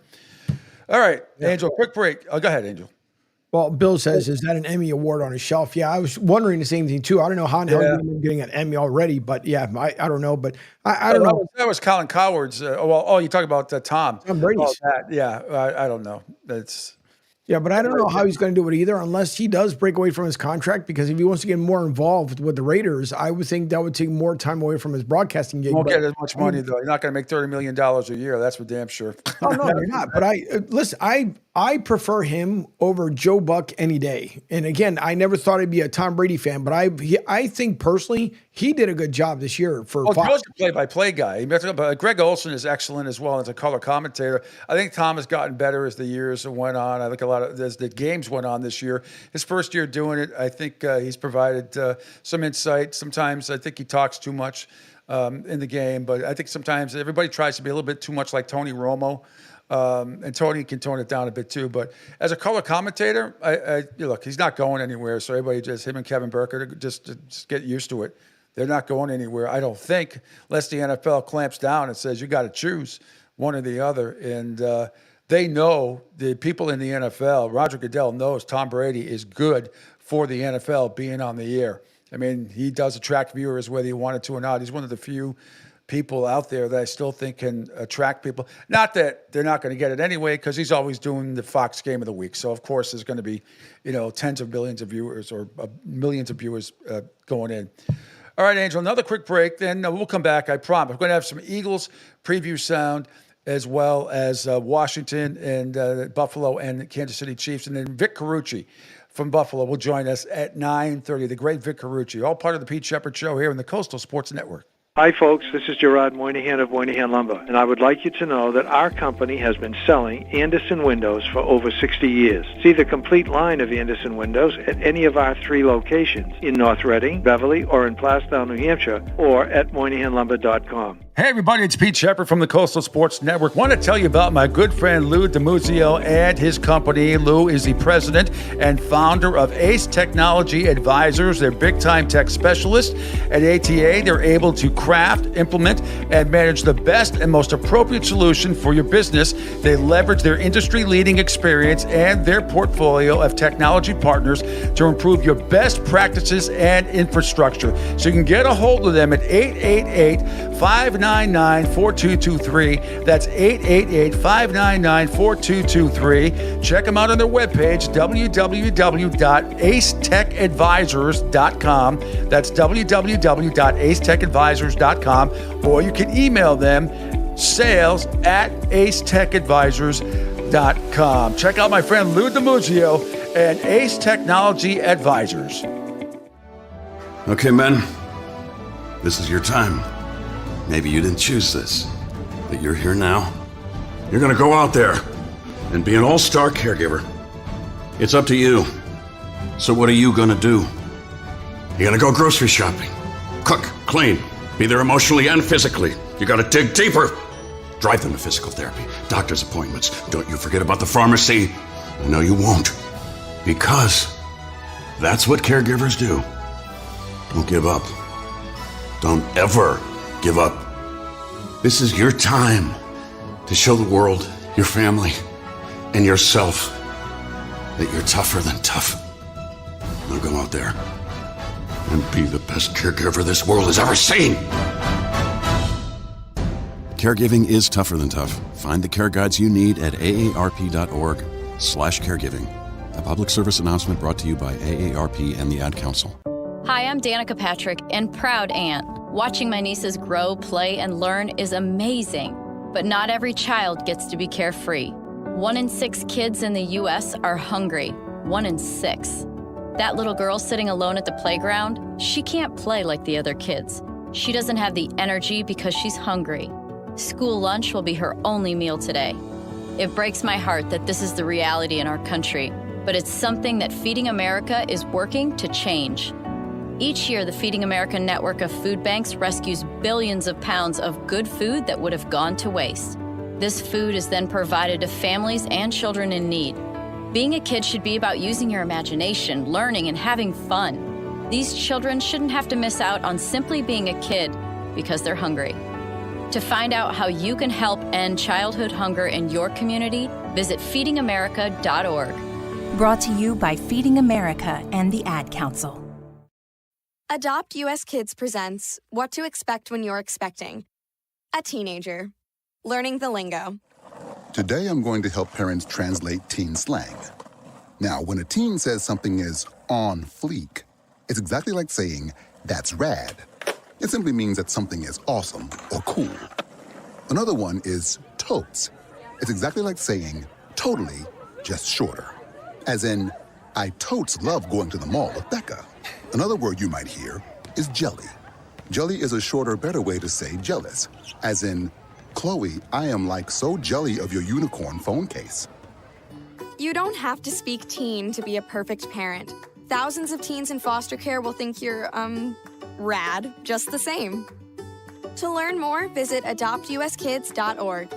A public service announcement brought to you by the U.S. Department of Health and Human Services, Adopt U.S. Kids, and the Ad Council. This is the story of a very special woman. In a matter of seconds, she turned herself into a great mathematician or an entrepreneur. Her knowledge was limitless and still is. She could also make monsters disappear, especially those that lurked in the shadows under the bed. Once, this woman put back together a teenage girl's broken heart, which had been shattered in 1,000 pieces, just by giving her a bear hug. She masqueraded as a regular person at work, but as a superhero at home. Everyone knows her as Gabriella. I still call her Mom. Your hero needs you now, and AARP is here to help. Find the care guides you need to help, complete with tips and resources at aarp.org/caregiving. A public service announcement brought to you by AARP and the Ad Council. Don't spaz out because your team lost. Let Pete do it for you. Now, back to the Pete Sheppard Show.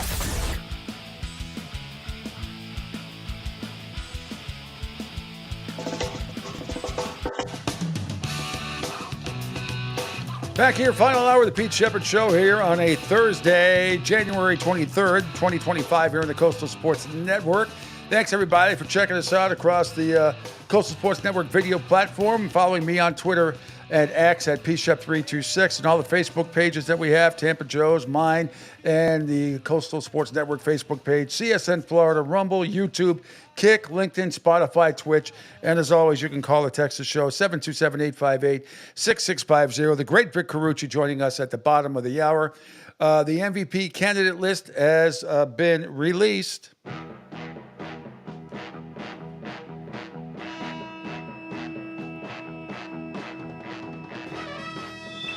What a shock. Josh Allen, Lamar Jackson, Saquon Barkley, along with Joey Burrow and Jared Goff. They're your NFL MVP finalists just released. And I believe it will come down to, again, this is regular season, it'll come down to Josh Allen or Lamar Jackson, though I think Saquon Barkley deserves almost as many votes. Go ahead, what? Saquon's going to win it. No, he's not. Yes, he is. No, he's not. I've been wrong about the Eagles all season long, but I am right about Saquon Barkley. I'm not saying he's not deserving of it because, I think he is. But it's just, it's probably going to go to Josh Allen or Lamar Jackson, more than likely. More than likely. It's if you couldn't factor in the playoffs and all that stuff. But I think it'll be closer than people think. I think it should be closer than people think. Okay, here's a question for you. Should it be announced before the playoffs start? Because what happens if it influences, even though it's not supposed to, take into accountability of postseason play? So should they announce it before the playoffs start? Well, my understanding is the voters vote before the playoffs begin. You have to have your vote in. And at least that's the way it's done in baseball. So I'm 99.9% sure. And for that reason, it's a good point you bring up. A lot of people ask that, but that's the reason, because it would absolutely, I'm sure it would influence some other people. Look, you got people out there that leave off Ichiro Suzuki off the Hall of Fame ballot because they don't think anybody deserves the first year. It's stuff like that. So there's a lot of prejudices involved when it comes to that stuff. And I don't mean by race. I just mean by stupid, get off my lawn type of beat reporters out there. But yeah, my understanding is all the voters, they vote before the season, as soon as the regular season ends. What else is going on? That's a deal, though. Duncan Daddy says, Saquon wins, Angel, I'll bring you more coffee and lager. That's a deal. Also, finalists for the comeback player of the year have been announced. Joey Burrow, Sam Darnold, who I think Sam is going to win, J.K. Dobbins, Christian Gonzalez, and DeMar Hamlin. All good choices, but I think, to me, there's no doubt about it. Sam Darnold won, and Joe Burrow, too. Yeah, Sam Darnold. You got to go with him. Wasn't Lamar Hamlin in for last season for comeback? What'd you get? 2 years in a row for comeback player of the year? Yeah, I know it's in. Look, DeMar Hamlin, he caused a fumble last playoff. I mean, he's deserving of the honor, but it's got to be Sam Darnold or Joey Burrow. It has to be. It has to be. You got Joey Burrow involved. He's also a finalist for an MVP, for the MVP as well. All right, I promise you some preview sound, and let's talk. Speaking of your Eagles, let's just get to it. Nick Sirianni, let's start with him on Jalen Hurts' ability to change plays at the line of scrimmage.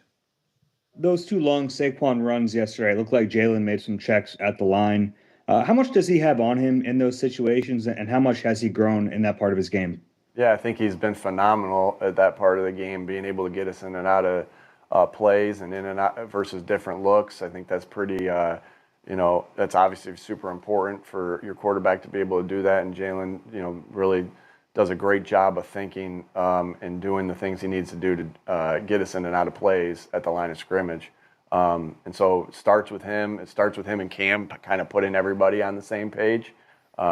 And then it goes down to the efforts of everybody else, to make those long runs happen. I think what you saw on those was excellent blocking up front and displacement up front by our offensive line, but also, you got really good efforts on those two long runs also from receivers blocking. AJ on the second one had a really good block, and then AJ and Smitty on the first one. All right, you get the idea. Now, this is interesting. This is from WIP in Philadelphia, 94 WIP.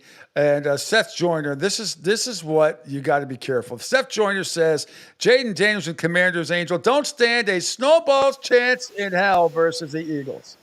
Jaden Daniels, would you say he is already the fifth best quarterback in football? If the top four in whatever order are Mahomes, Burrow, Lamar, and Josh Allen, do you think he's five? I don't give any young guy that kind of respect. Show me you can do it from year to year. I'm not giving you that in 1 year. Even if he beats Eagles? No, we had, how many times have we had 1 year wonders? So let's wait and see before we start crowning guys. Right. He could go completely in the tank next year. And, here we are talking about, what a great rookie year he had. And by the way, they don't stand a snowball's chance in hell of winning here on Sunday. You know that, right? Now, yes. Hey, I don't think it's that definitive, James, but you said it. James, make sure you take that and play that all damn week, all right? Drop it a week. What do you think about that, Angel? Listen, I don't go with it because I know I've been through it before when being back home when someone's like, oh no, but we're gonna take care of business, we're gonna do this and the other. No. That's like, what was it, Howard Dean? We're gonna take this. Rah! That's where that reminds me of. So I wouldn't go with a snowball chance in hell. So, and I love Seth Joyner, don't get me wrong. Great former Eagle, but I would not be doing that because that usually has always had the ripple effect through Philly that, here he comes. He guaranteed a game win, and then we fall apart. Guaranteed. Well, here's, again, that was on 94 WYP. This from Sirius XM NFL Radio. Tom Brady impressed with Jaden Daniels against the Lions. However, when it comes to facing the Eagles, and I'll let Tom talk to you about it. Got to run the ball, got to possess it, got to keep the Lions offense off the field. And they've got to play basically a flawless game. And the reality is that's exactly what they did. Went in there. They didn't care who they were playing. They played hard on every snap. Their young quarterback, Jaden Daniels, put together his best performance of the season. And that's what it takes this time of year. There's very little margin of error. And Detroit, 5 turnovers, and just couldn't do much to stop the run. They really were decimated by injuries by their defensive line. They ended up having to try to blitz the quarterback and add some pressure packages, and Jaden Daniels handled it so well. Got the ball out of his hands quickly to his receivers in space. They made a bunch of yards. So I was very impressed by their performance. Yeah, and then he went on to say, too, that they're going to have to play a perfect game to beat the Eagles in Philadelphia, which I kind of agree with. I think if you think Jaden Daniels and what Jalen Hurts didn't play in that last game in Washington, he threw 5 touchdown passes, blah, blah, blah. And yes, he's playing with incredible poise for a rookie. I grant you all of that. I still don't think that the Commanders are going to stop Saquon Barkley. I don't think Jalen Hurts, as we know, does not have to throw for 300 yards and 4 touchdowns or anything like that. Mm-hmm. I think the atmosphere is going to be a little bit different for Mr. Jaden Daniels coming into the Link on Sunday. And as good a season as he has had, yeah, the atmosphere in Detroit is what it is. It's not like it's going to be in Philadelphia. I'm not taking away any passion from Detroit Lions fans or their crowd, but it's a little bit of a different environment in Philadelphia on Sunday at 3 o'clock outside. Don't you think? We'll see. We'll see if he loses a little bit of that poise, which wouldn't surprise me at all being a rookie. You're going up now against the best defense in football right now, with their quarterback and everybody basically intact here. So, yeah, it's not going to be, it won't be the same what we saw when they played them and lost against them. It's not anything like that. I mean, the Eagles right now are going to be well prepared for whatever the Commanders, and watching the tape of what they did versus the Lions, the Eagles are going to be ready. But as far as, again, going back to the comment where snowball chance in hell, I would ease up a little bit on that one. Nonetheless, the Eagles, oh boy. If they lose against the Commanders, I'm not going to say I told you so to anybody, period. I'm not. My thing is that obviously Sirianni would not be prepared. And that, my friends, I will make sure that everybody knows. But I mean, it's going to be. It all depends. I mean, if you blow something with time management or a fake play that maybe shouldn't have run on field position and all that stuff, then it's absolute legitimate criticism. But like I've said all week long, all he has to do is stay out the way.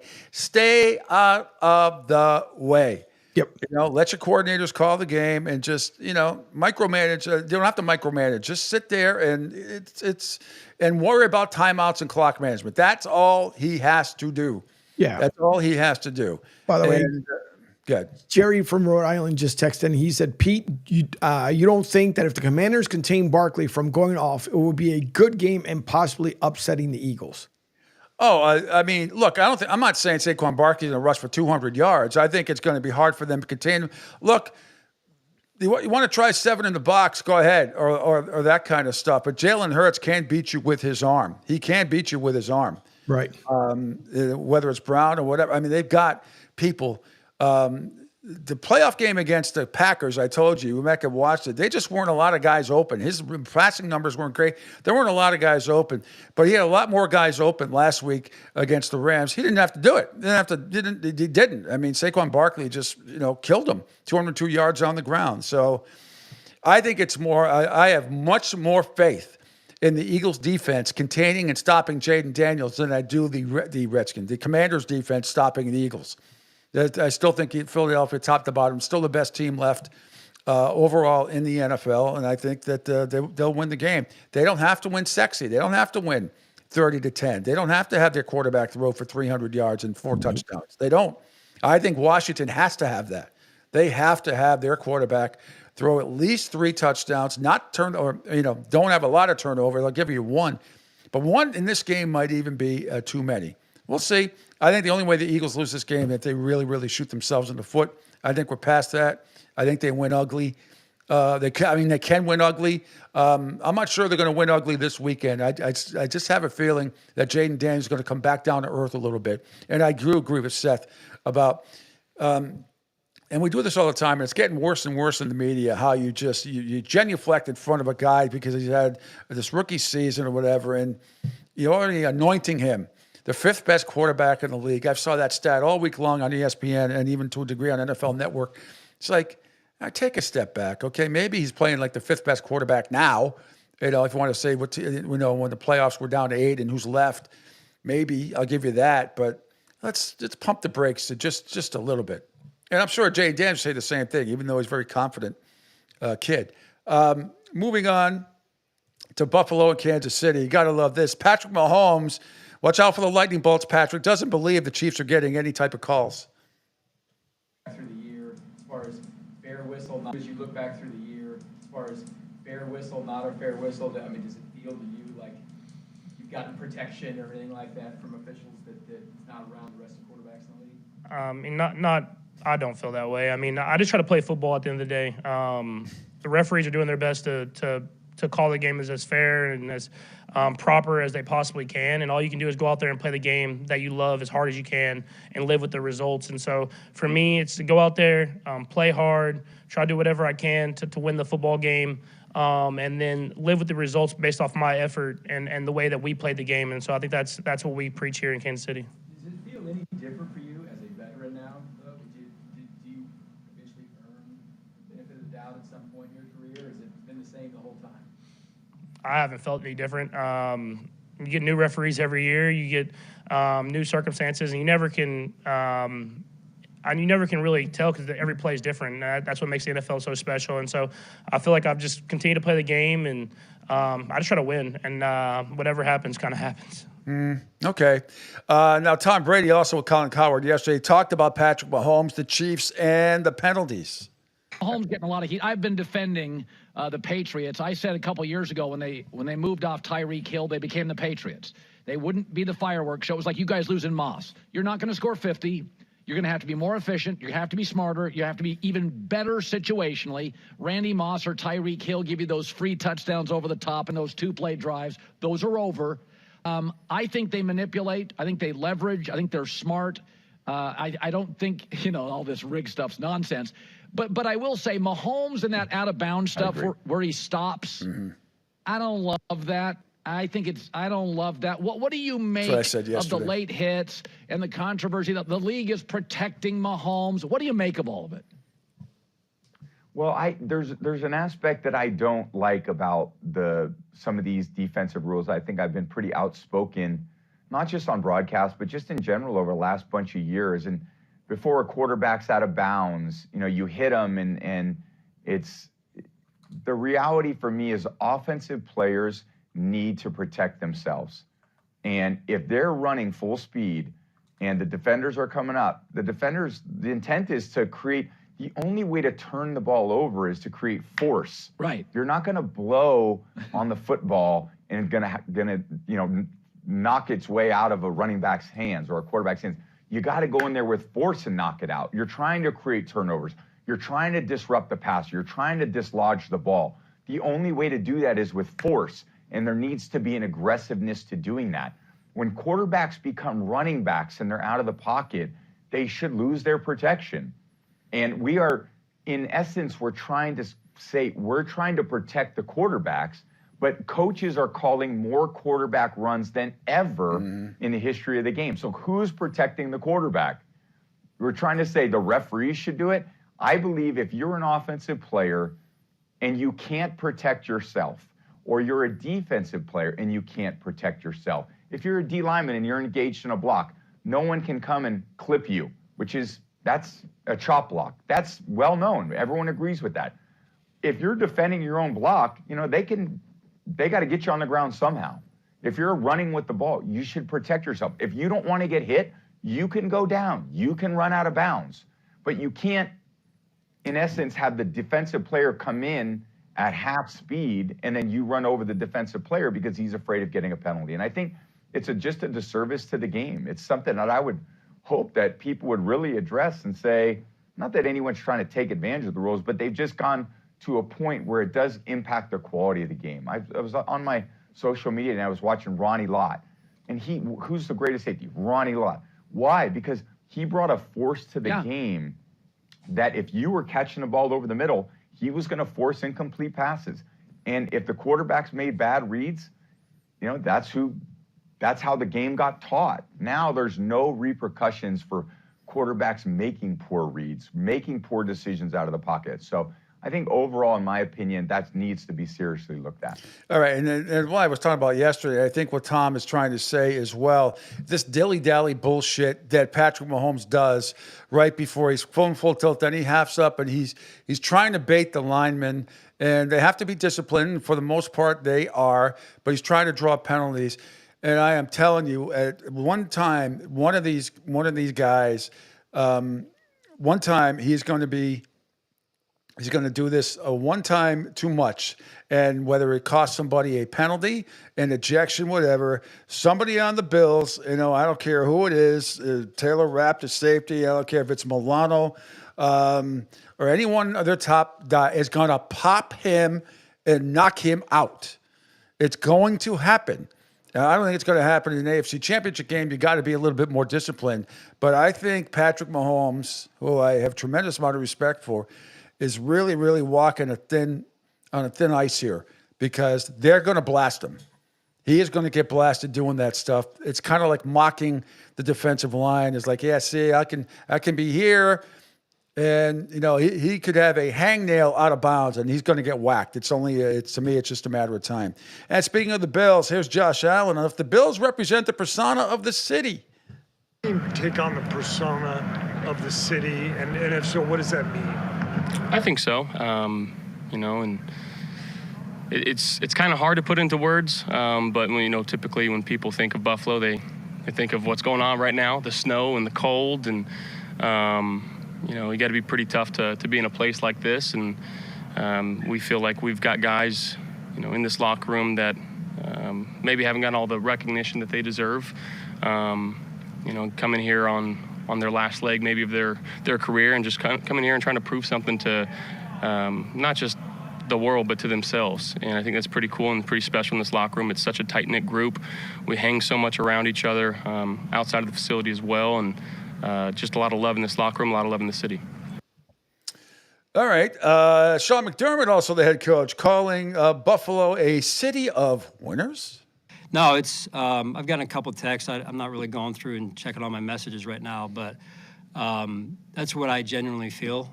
This is a place that has embraced me and my family since we moved here 8 years ago, and it feels like home. And I'm defensive because I love the people. And I think people who don't know Buffalo, it's because they haven't spent time here to appreciate and respect what really goes on here. And that's just not Orchard Park, it's beyond Orchard Park. So that's truly how I feel about it. All right. Interesting stuff. And finally, Josh Allen and Patrick Mahomes and the legacy he has created with the Chiefs. I think it's fairly similar to kind of what I feel like we've adopted this year. And again, they control the ball extremely well. They don't make bad decisions. Obviously, Patrick is one of the greatest to ever play the game. And they're one of the greatest teams to ever be assembled, going for a three-peat, and that's what everybody wants to be in this league, is to have the sustained success that they've had. But again, they play great situational football. They understand when it's time to go and when it's time to kind of fend off someone. So, again, that's what we're aiming to be. You talked about being. All right, we'll have a more preview sound for the championship games coming up tomorrow. The other big story yesterday, a couple days ago, but yesterday, Chicago Bears introduced Ben Johnson as their next head coach, and Ben Johnson talking about why he wanted to be with Chicago. Why did you feel so confident that you didn't need to see the building or see anybody face-to-face in person?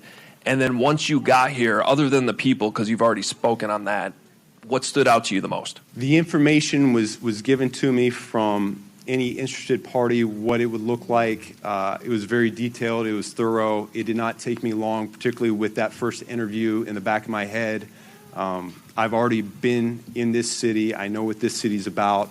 It just simply did not take me a long time to decide that this is where I wanted to be, I wanted my family to be, and these were the people I wanted to be around. Walking in this building yesterday gave me goosebumps. I don't think many people understand how set up for success this place already is. This facility is outstanding. It is an A-plus facility, and I look forward to meeting all the people within this facility and getting to work. All right. Ben Johnson also says the offense will be calibrated with Caleb Williams in mind. It's clear that modern football in the NFL is quarterback driven. That is no secret. You can look at analytics. Right now, quarterback success is a higher predictor of winning and losing than turnover ratio, which it's been for 20 plus years. Okay, that's changed. So there's no doubt Caleb played a large component into my decision. He is a phenomenal talent that had, as many quarterbacks do, an up and down rookie year. Where I see my role is as a supporter of him. This offense will be calibrated with him in mind. We're going to build this thing. This is not simply a dropping of a previous playbook down on the table and starting there. Nope. We're ripping this thing down to the studs, and we're going to build it up with him first and foremost, and then with the pieces around him next. I really look forward to challenging him and pushing him, as I said before, to continue to grow and develop. All right, and I believe him, and I think that he will be able to turn that offense around. Look, Eberflus was a joke. That whole situation was an absolute joke. Here's George McCaskey on the interview process, the owner with Ben Johnson. First words out of his mouth were, "I want this job." The last thing he said before we turned off the camera was, "Did I tell you that I want this job?" I was especially struck, and he referenced it in his comments, that this is the toughest division in football, and he wants to be here. He wants to go up against Campbell, LaFleur, and O'Connell, and wants to succeed in the toughest environment possible. I was very impressed by that. All right, and we'll see. I think, I saw talk about like a coronation. It really was, and everybody is basically, people who are close to the situation were really saying that it didn't matter what was going on with the Jaguars, and I think Mia brought this up yesterday and reiterated the point that Ben Johnson was going to pick Chicago because he liked Caleb Williams and did not, liked him over Trevor Lawrence. So it is what it is. And then the Jaguars just shoot themselves in the foot with the way they kept Doug Peterson around, the way they kept Balky around as well. Just unbelievable. It really is. Your thoughts at 727-858-6650. Duncan Dad says, toughest division, goes 0-3 in the playoffs. Yeah, well, everybody says they always play in the toughest division. That's, anybody who plays in a Power 4 conference is the best conference. It doesn't matter. We're the best. So I take that stuff, Duncan Dad, with a grain of salt. But yes, the numbers don't back up that statement. You're absolutely right. The story out there about the Tennessee Titans GM receptive to trading the number 1 overall selection, which I find interesting. They need a quarterback. It was kind of really thought that they were going to go after Cam Ward, but if they don't, he could end up with the Cleveland Browns, or Shadur Sanders ends up with the Cleveland Browns. Of course, we have to wait to see what Deion Sanders and all that stuff. Why do I get the feeling this weekend, Angel? Jerry Jones hasn't been talked about much this week. Get ready for something to happen.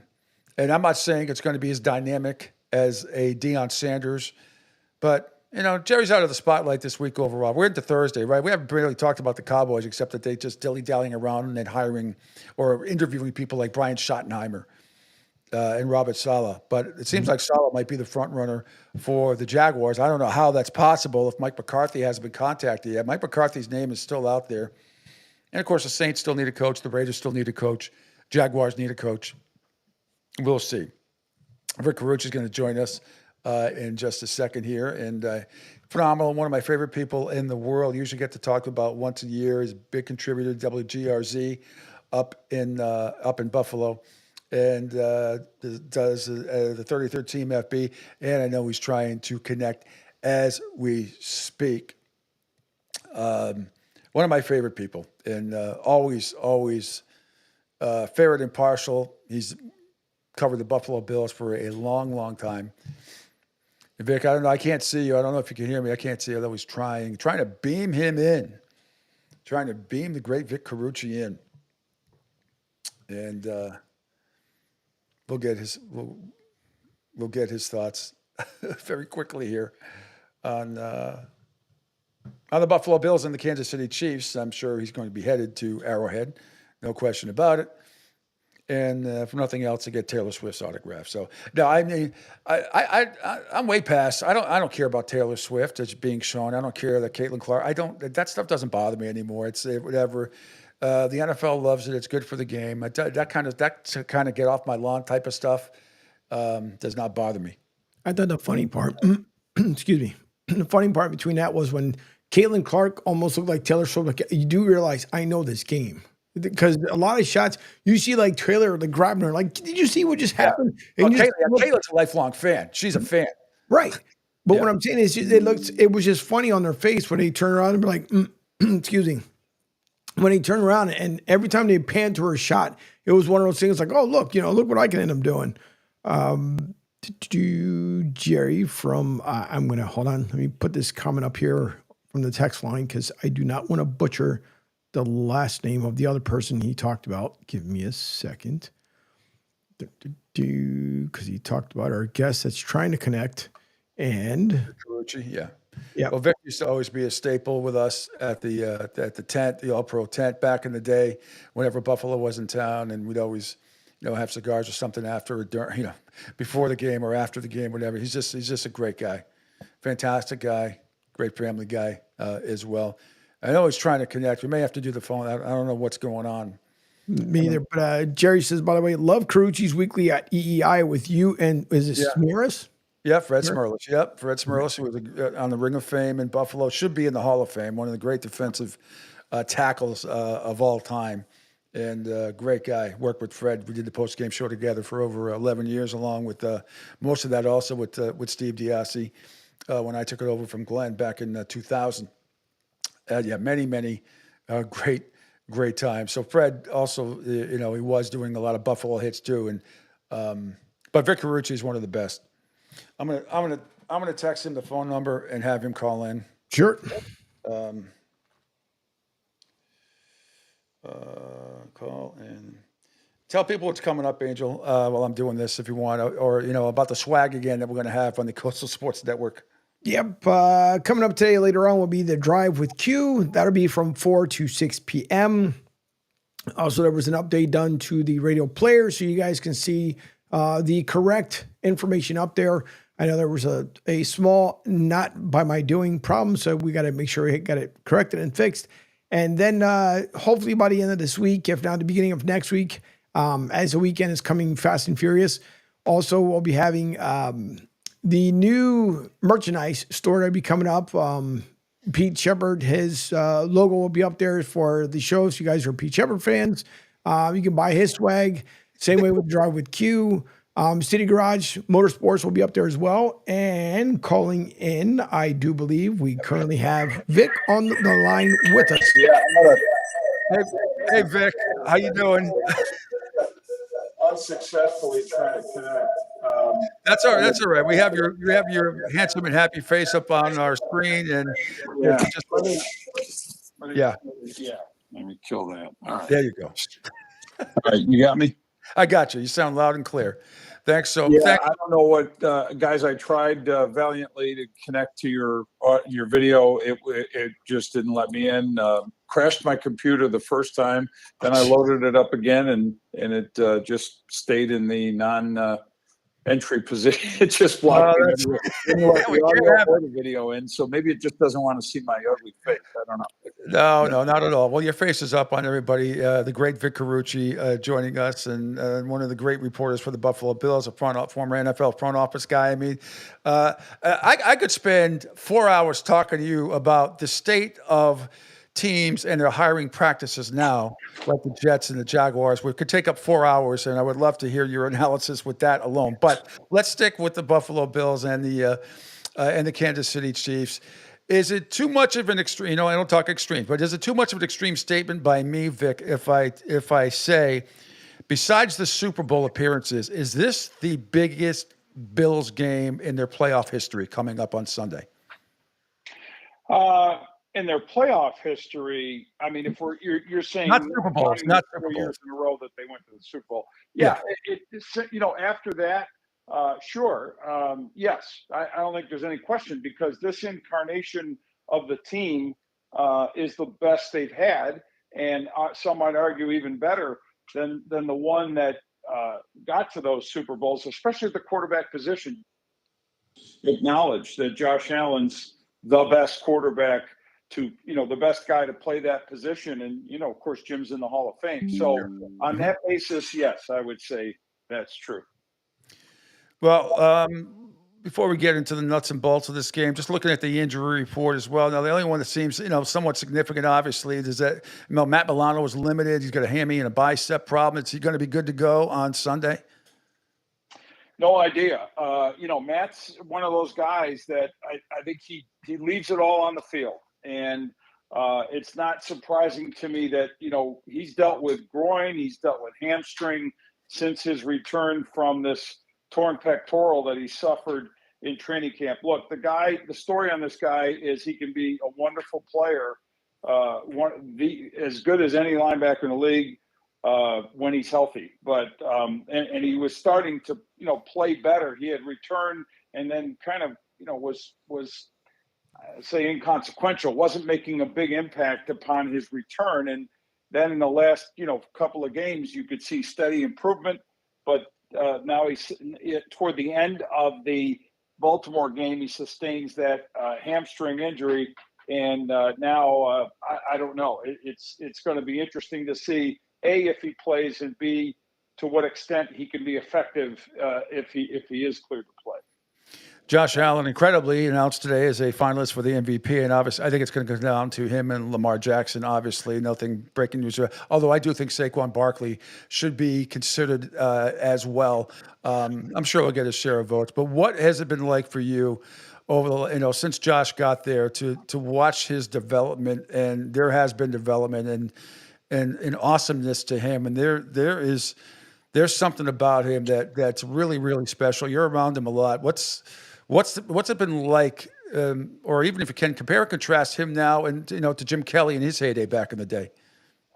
Yeah, Pete, I would say first of all, he is an athletic freak, and it's the size. You're looking at 6'5" and close to 240 pounds, and he is just a well put together kind of tank when he runs, but he doesn't run like a tank. He runs more gazelle-like and can leap and is elusive. And, for all of that height and long legs and everything else, long torso, he just moves in ways that you don't expect. And when it comes to power, guys don't want to get in his way. Defenders shy from dealing with him. I'm talking about at least after the first level, and even at the first level, he can power his way through. These are things that, of course, Jim Kelly was more of the traditional pocket quarterback, but was effective largely because of the style of offense, that constant no huddle K-gun attack, where Kelly's, processing ability and all that worked well. The design of the scheme, it was simplified. This with Josh is obviously offenses have gotten more complex through the years, and as the rules change too, but they utilize many more targets. And I've seen him go from, it's interesting, two sort of versions. The version that was with Stephon Diggs, with the big arm and accurate downfield throwing, as his accuracy made this dramatic improvement from college, which was his big question coming out of Wyoming. He is one of the rare guys who got more accurate as a pro.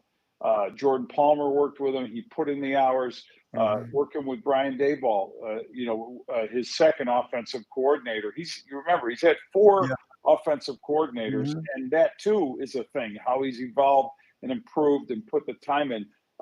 He is the other thing about him is a genuineness, a likability factor that Jim Kelly didn't have coming in. Jim didn't want to be in Buffalo, talked about wanting to be in a warmer climate, or Oakland then, or the Raiders then were a team that were proposing a trade to get him there, and of course Ralph Wilson wouldn't do it. And smartly so. And then Jim eventually adopted Buffalo, and Buffalo adopted him. But Jim was a harder edged and more difficult guy to kind of embrace and be embraced.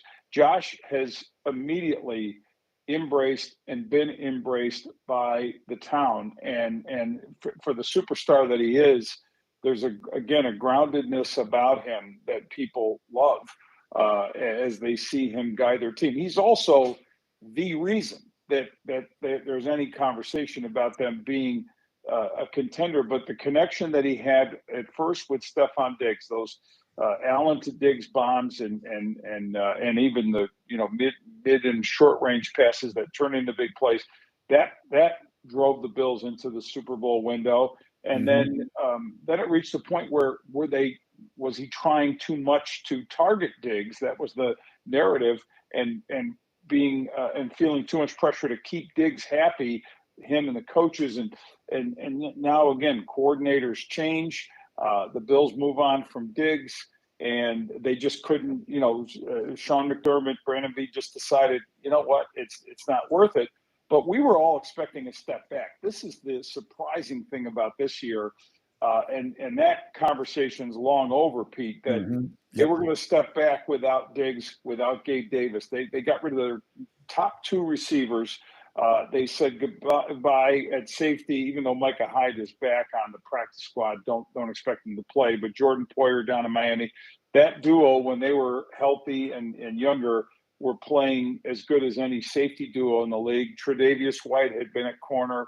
Of course, he ended up with Baltimore this season. And then just the turnover and the churning. Offensive line had two changes. Mitch Morse moves out. So we thought this would be a good year, but maybe not a great year. Obviously, it's turned into a great year. And again, it's Josh Allen. It is, but how much also, you said, the changes without Diggs and everything, how much of that is a credit to George Brady, who may not be there after next week or the week after, depending on what happens, but how much involvement, how big a factor has the offensive coordinator been, Joe Brady, this year for the Bills?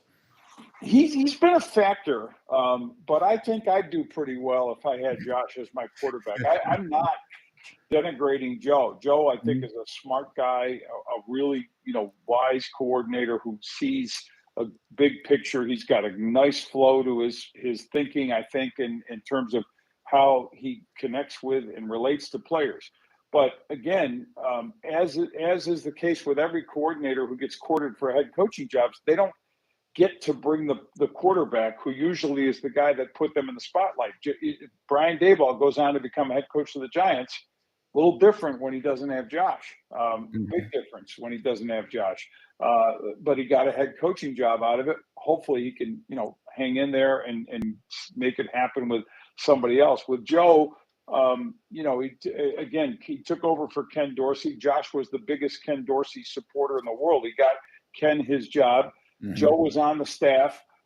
There was a familiarity there. They decided, instead of trying to go outside the organization, just promote Joe and see what happens. And the credit I'll give Joe especially is how he has built an offense that does include, so many different targets, and how Josh can utilize all these different targets. Now, I will say this, neither Joe nor Josh had his best game against the Ravens. It was that second half got hairy because they just couldn't get points. They got 6 points, and they did take I think it was a risky approach, but the approach was take the ball out of Josh's hands, run it, and wait for the Ravens to screw up, which they ultimately did.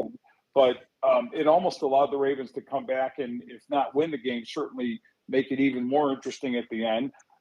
And it required an onside kick to seal. But that's, this there's the other thing, Pete, is what is this offense? It had been this record-setting 30-plus touchdown passes, 30-plus rushing touchdowns, setting an NFL record. And we haven't, we saw it eventually emerge in the Denver game, but that too was a game where they were trying to play keep away from Bo Nix and that Bronco offense. They played keep away from Lamar Jackson. I don't know that you can play keep away with Patrick Mahomes and succeed. Well, here's the thing that is going to be interesting to me. I'm glad you just brought that up because matchup-wise, here's what I don't understand. And the Texans did it last week. I'm sorry, they didn't do it. How in the wide, wide world of sports, Vic, does Travis Kelce get that wide open for the entire game? The touchdown pass, standing there like a statue, they've said all week, strawberries and cream there. Didn't have to move, just put his hands up, boom. How in the world is being left open? I can't believe the Bills are going to allow him to have over 100+ yards. I can't see it. They have historically done a pretty good job against him, even in the postseason, but mostly in the regular season. Remember, the Bills are great against the Chiefs in the regular season. They're 0-3 against them in the postseason, and Travis Kelce is part of the reason for that winless postseason record. Now, it's easier said than done. Sure. Someone asked Bobby Babich early in the week, the Bills defensive coordinator, why isn't someone just banging on him every play? Why don't you just jam him? You got 5 yards, just jam him. And as Bobby said, that's a nice thought, but you also have other considerations when you deal with, that kind of focus on one guy. Are you now going to relinquish the ability to run the football because they can run it? Kareem Hunt and Isaiah Pacheco can do damage that way. And whoever you're taking out of the box to bang on Travis Kelce is not helping you deal with the run, especially at second level. So he gets, and he also knows how to maneuver in a very short and tight area, which is what happens. The other thing is you got a quarterback who maneuvers and buys time and is as good as any in the world and has a sixth sense with this tight end. These are Hall of Fame players doing Hall of Fame things. I don't think it's as simple as, gee, the defense is stupid. They don't know how to cover the guy, and that's the problem. Or they ignore the guy, and that's the problem. I think that's a very lazy, oversimplified analysis of why Travis Kelce, A, got the touchdown against Houston, or B, gets these open area catches. Because and keep in mind, there are other people who actually run patterns for the Chiefs. Sure. One by the name of DeAndre Hopkins, one of the best, he's a Hall of Fame bound receiver. Hollywood Brown, pretty good target. The kid from Texas, pretty good target. Xavier Worthy. So ignoring those layers, and remember, they're in patterns too. And even Juju Smith-Schuster is doing stuff. Even Smith-Schuster's back catching some big-time balls. So I would say that not unlike the Bills, our conversation about, you're asking me about Joe Brady and what gives him coaching credentials. He's flooding, in situations. Well, he had been. Again, the Ravens wasn't a good example of this, but different people were stepping up and making plays, and Josh had his choice. He also has a couple of tight ends, although they don't have anything resembling, no team does, Travis Kelce. We thought it might be Dalton Kincaid, who makes a play or two here and there. I thought he was going to emerge as a top target this year. How wrong could we have been on that? Because he didn't come close to that. And the top target is Khalil Shakir, who operates from the slot primarily and then moves around. So, these aren't household names. I think the Chiefs have more of those household names. But more than anything, they got 15 who knows how to time it, move it, escape, feel pressure, feel coverage, feel openings, and then get those, get the ball accurately where it needs to be. He rarely messes that up. We've been talking about football with 20 years, and when I was at WE and everything else, and we used to hear all the time, all the refs give the Patriots all the calls, blah blah blah. This was before targeting and everything else. Are you concerned at all after the debacles we saw last week, and not just the Chiefs game, but there have been other ones, these hideous calls by the officials? Does it concern you? Covering the Bills, should they be concerned about the officiating in the game? I know you're not supposed to think about it, but you kind of have to think about it because it is ridiculous, the calls that Patrick Mahomes and the Chiefs are getting. And this dilly-dally BS that he's doing before he steps out of bounds, it won't be in this game because I think the Bills are too disciplined to draw a penalty that might get somebody ejected. Patrick Mahomes next year, he keeps doing that. And I love him. I do like him a lot. He's going to get popped, Vic. It's just amazing. And it's not going to matter if he has 1 foot out of bounds. I think defensive people are tired, linebackers and defensive, tired of this guy doing a little dilly-dally, trying to draw penalties, and somebody's going to pop him. But that aside, the original point is, are they going to be concerned about the officiating in this game? Well, again, should they be concerned about the officiating? They got 1 penalty called against them against the Ravens. I think the Ravens got 5. It was really it was a typical kind of low penalized playoff game, but it was a 5-1 penalty thing. So maybe the Ravens went home saying, geez, officials really like the Bills. I think at every game, Pete, I mean, I know last I checked here, I'm looking here, there's 32 teams in the NFL. And I don't believe for a second, as long as I've watched this game, at least when I'm sober, that there are, of those 32 teams, that there isn't an officiating complaint that every one of them can have about another team that's not the Chiefs. But they've got it now, and they're getting it because they're the preeminent team. Just as you said about the Patriots, the team that is repeated champion, the team that is the king of the hill of the entire league, it's got to be something other than just great play. Excuse me. And of course, the Patriots, found themselves in the midst of other things that did raise those eyebrows. Let's talk about, Spygate. Let's talk about Deflategate, because you can bring all of those in there. Those things grow from and I'm not saying any of that was right or should have been done or they got caught. But if you're going to tell me not a single other team in the league does things that bend, break, skirt rules, hold, grab, I get the thing. They never call holding. Holding happens every time. They do call it. And yes, crews are inconsistent.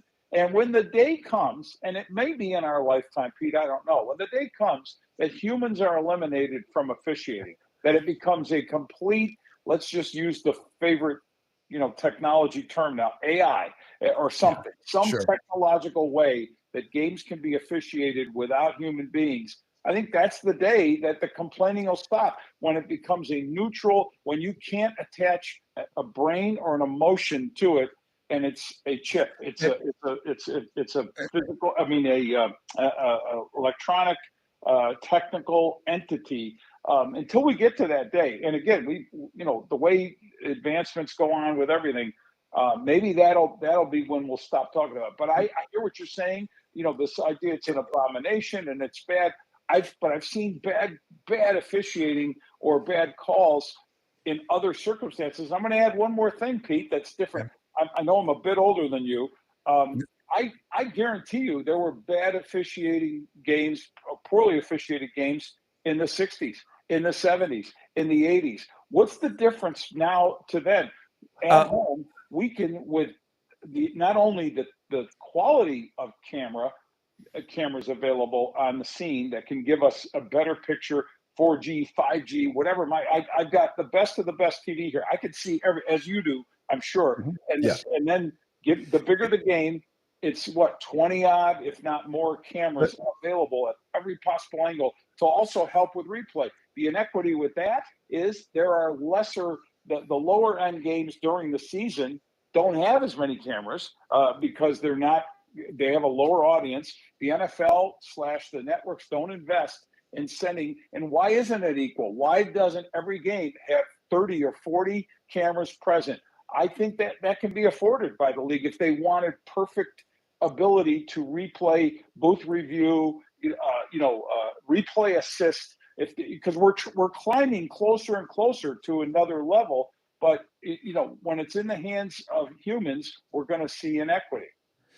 I agree with 99.9% of what you're saying. What I'm talking about is the two roughing the passer calls, the one where somebody blew on him and he fell down. And when you have two Texans collide helmet to helmet, and then you call a penalty for them for targeting or roughing defensive receiver when the two Texans hit. I don't know. That stuff is so obviously, and it should be reviewable, and it should be reversed. I mean, those are you're the holding stuff and all that. I forgive all that. But when these obvious calls are not being made.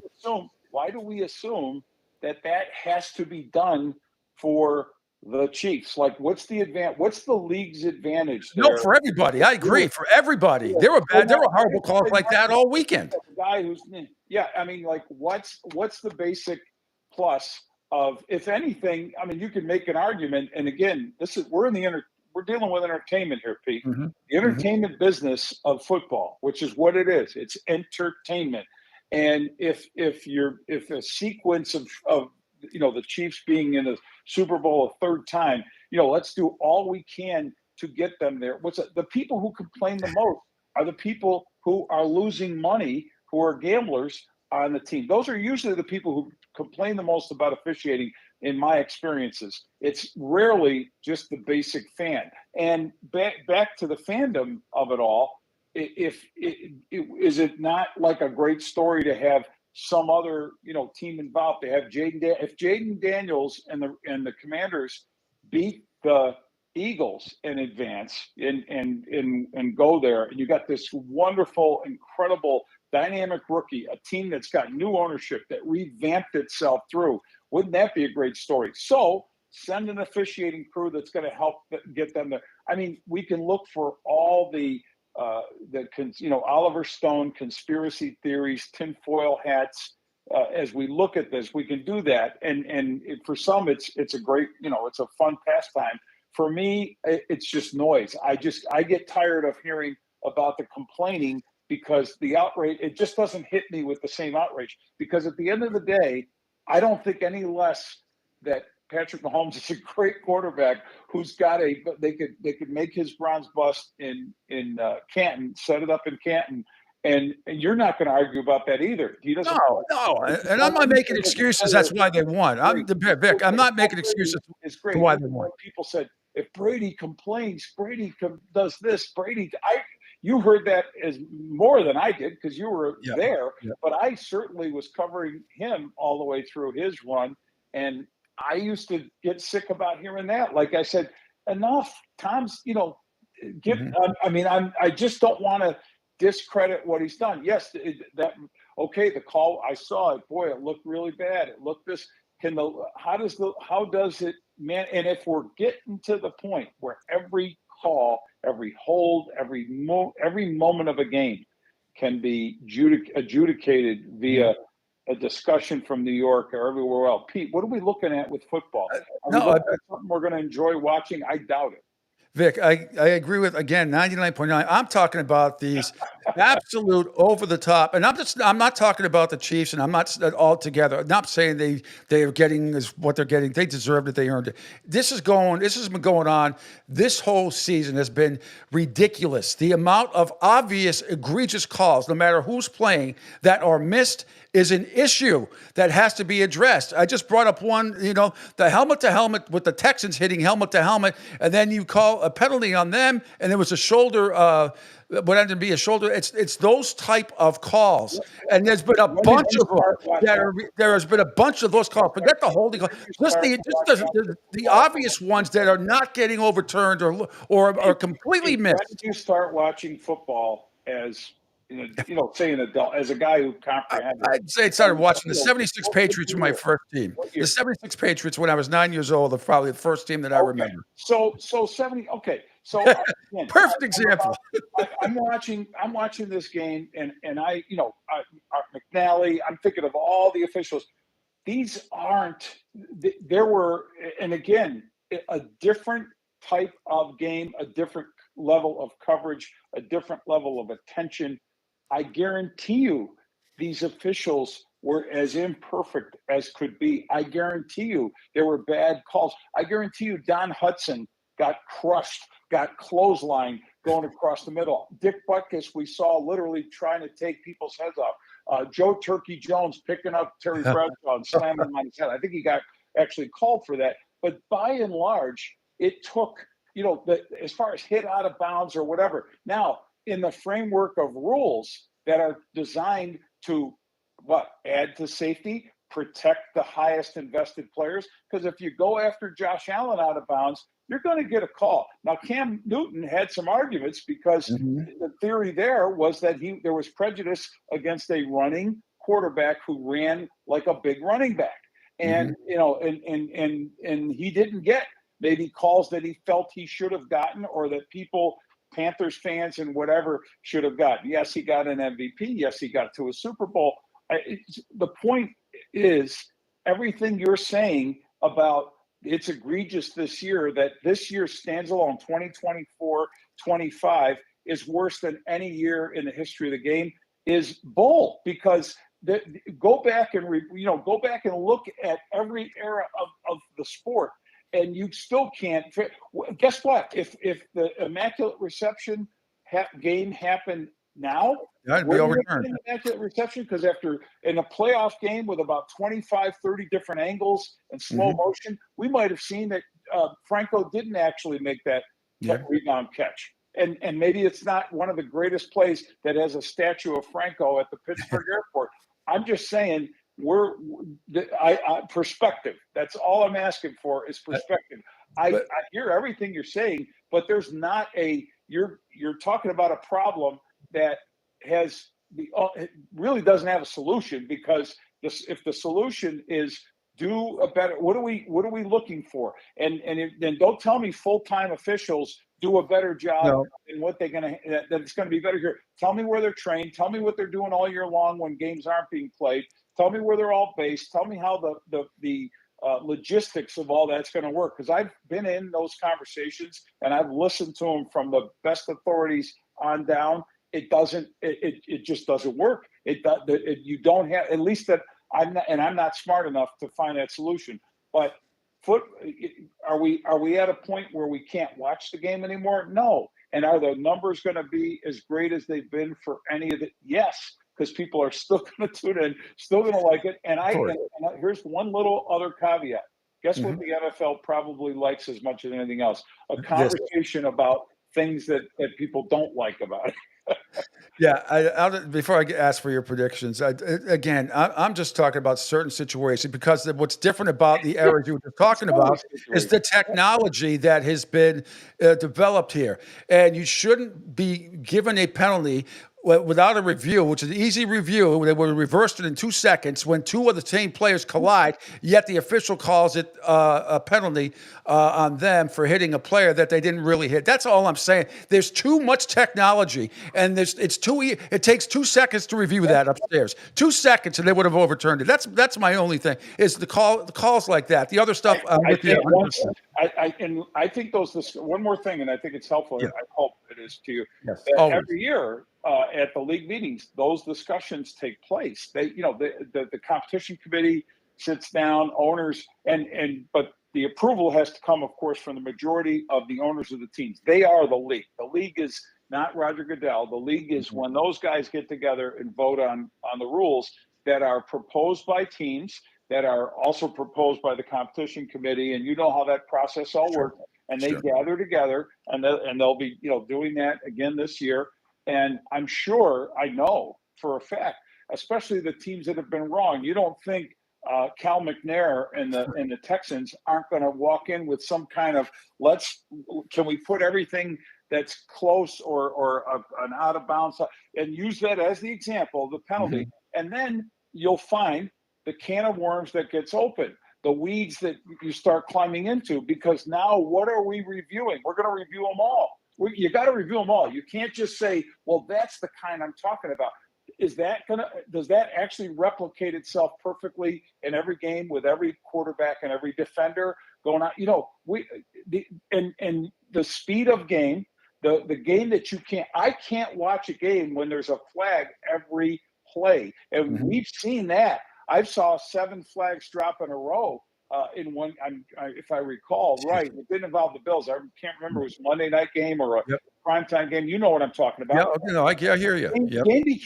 Games can become unwatchable. There have been 2 Bills games where they were involved in the 2 most penalized games of the season in total penalties called on both teams. Like it reached the 20s or whatever, 27, 22. That's a lot of flags. That's 11. I think it was 11 per team when they played the Jets or something like that.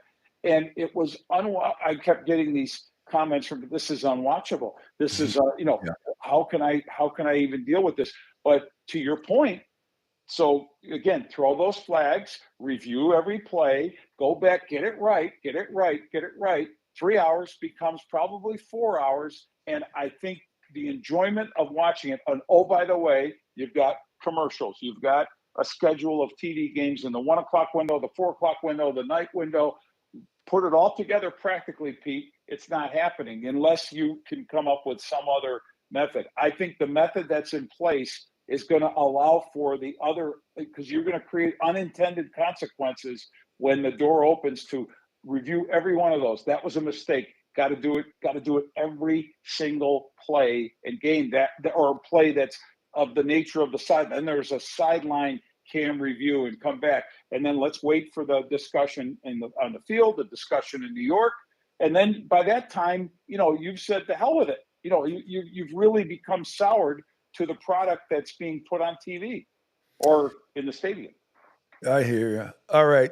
Finally, I think the Buffalo Bills are going to win this week in Kansas City. It's not because I don't want to see Kansas City win 3 in a row and all that nonsense.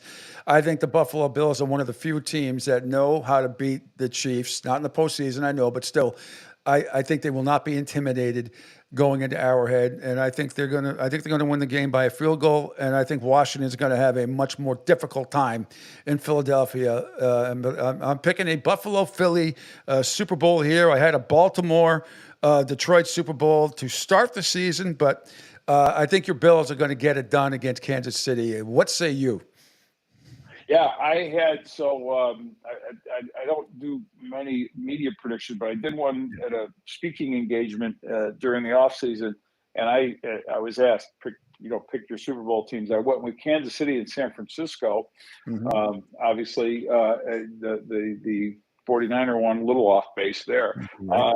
And then in terms of the Chiefs, I still think yes, they push the Bills to the max, probably, but Buffalo is, I think, this time around in the postseason, in a better place to win it. Now, the fact that it's at Arrowhead won't be easy. The communication issues, the sound. The last time they played a conference championship game there, it was about 18,000. It was still pretty noisy, but it was, I think, 18 or 16 because it was a COVID game. Right. So it was nowhere near what you would see. And there were some Bills fans in that crowd, but it was. We know what that was all about. It was a very different feel. It was like a true studio type game in a stadium. This time around, I do see Buffalo having some edge when it comes to getting some pressure on Mahomes, and that's the way you affect him. Is get to him, and I don't trust the Chiefs O-line, even though they've made some improvement there since the earlier game against Buffalo at Buffalo that the Bills won. And then in terms of Josh Allen, we got to see another and it's up to Joe Brady too. Can't see what we saw in that Ravens game where they took the ball out of his hands so much and wanted Lamar to just make the mistakes that he ultimately made.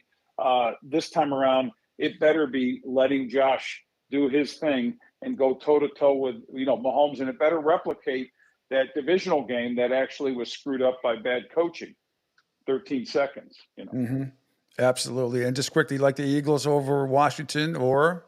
I like, you know what? I picked the Commander upset against Detroit somewhere. I forget, but I'm going to stay with the Commanders and say that the Jane Daniels ride goes on. Vic Fangio will do some things that will probably mess with him, but so did Aaron Glenn. Tried except Aaron had about 58 guys hurt on defense, and the Eagles are healthier there. But I'm gonna say that's gonna be an exciting game too, and I'll stick with the Commanders, and then it'll be a repeat of a Buffalo-Washington Super Bowl. Keep this in mind: if Buffalo gets in the Super Bowl, they're guaranteed to play their 5th game of the 5 Super Bowls in which they played against an NFC East team. That's amazing. That's a great stat. Yeah. That's a great stat. Almost as big as the stat as the Dallas Cowboys are the only team in the last 29 years, the only NFC team not to make it to a conference championship. Unbelievable. Yeah. Vic, thank you so much for taking the time. Really appreciate it. I know you're busy, and I hope we get to talk maybe during Super Bowl week if the Bills are in it, or even if they're not in it. I just love talking football with you and always have. And please let me know if you get down to Florida at all after the season or whatever if I don't get to see you, because it'd be great. It would be great to see you. I will reach out, Pete. Yes. Thank you so much. We'll get Ordway down here too. He's on my show from Arizona from time once a month, twice a month too. So we'll try to get the band back together a little bit and have some fun. All right, my brother. Thank you so much. The great Vic Carucci joining us, covers the Buffalo Bills, and he's just one of the best, most level-headed people in the business as far as he has a Pro Football Hall of Fame vote. He's on a great contributor to WGRZ. He's in the Buffalo Sports Hall of Fame. He does the 33rd Team podcast as well. Like I said, the only thing I agree with 99.9%.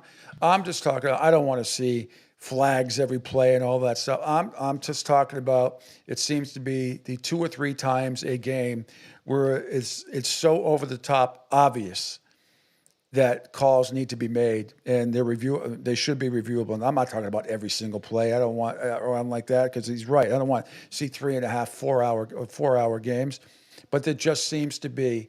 And it's not just the Chiefs. You just go back and look at all the horrible, the 2 or 3 calls that have affected some of these games that should be overturned. That's all. With the technology today, I'm not saying there's 10 or 12 of them. I'm saying there's 2 or 3 sometimes, it seems, in a game. And I want justice, damn it. I want justice. Angel, I'm sorry I've gone way over. I've gone way over today, so... The Drive with Q is coming up. You'll be back tomorrow, correct? With Martinez and company. Yep. Be back tomorrow. Beeve will be back with me at 11 a.m. tomorrow as well for the additional part of Beeve's World. And yeah, the Drive with Q will be up from 4 to 6 p.m. this evening. All righty. Do you want me to end broadcast from here, or are you going to handle that? I got it, senor. Okay.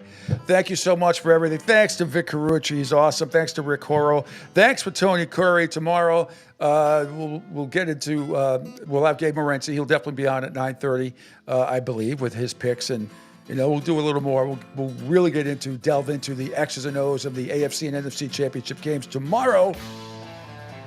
And have some hockey and basketball news as well. I am Pete. I am back tomorrow at 7 a.m. on the Coastal Sports Network. Bye-bye.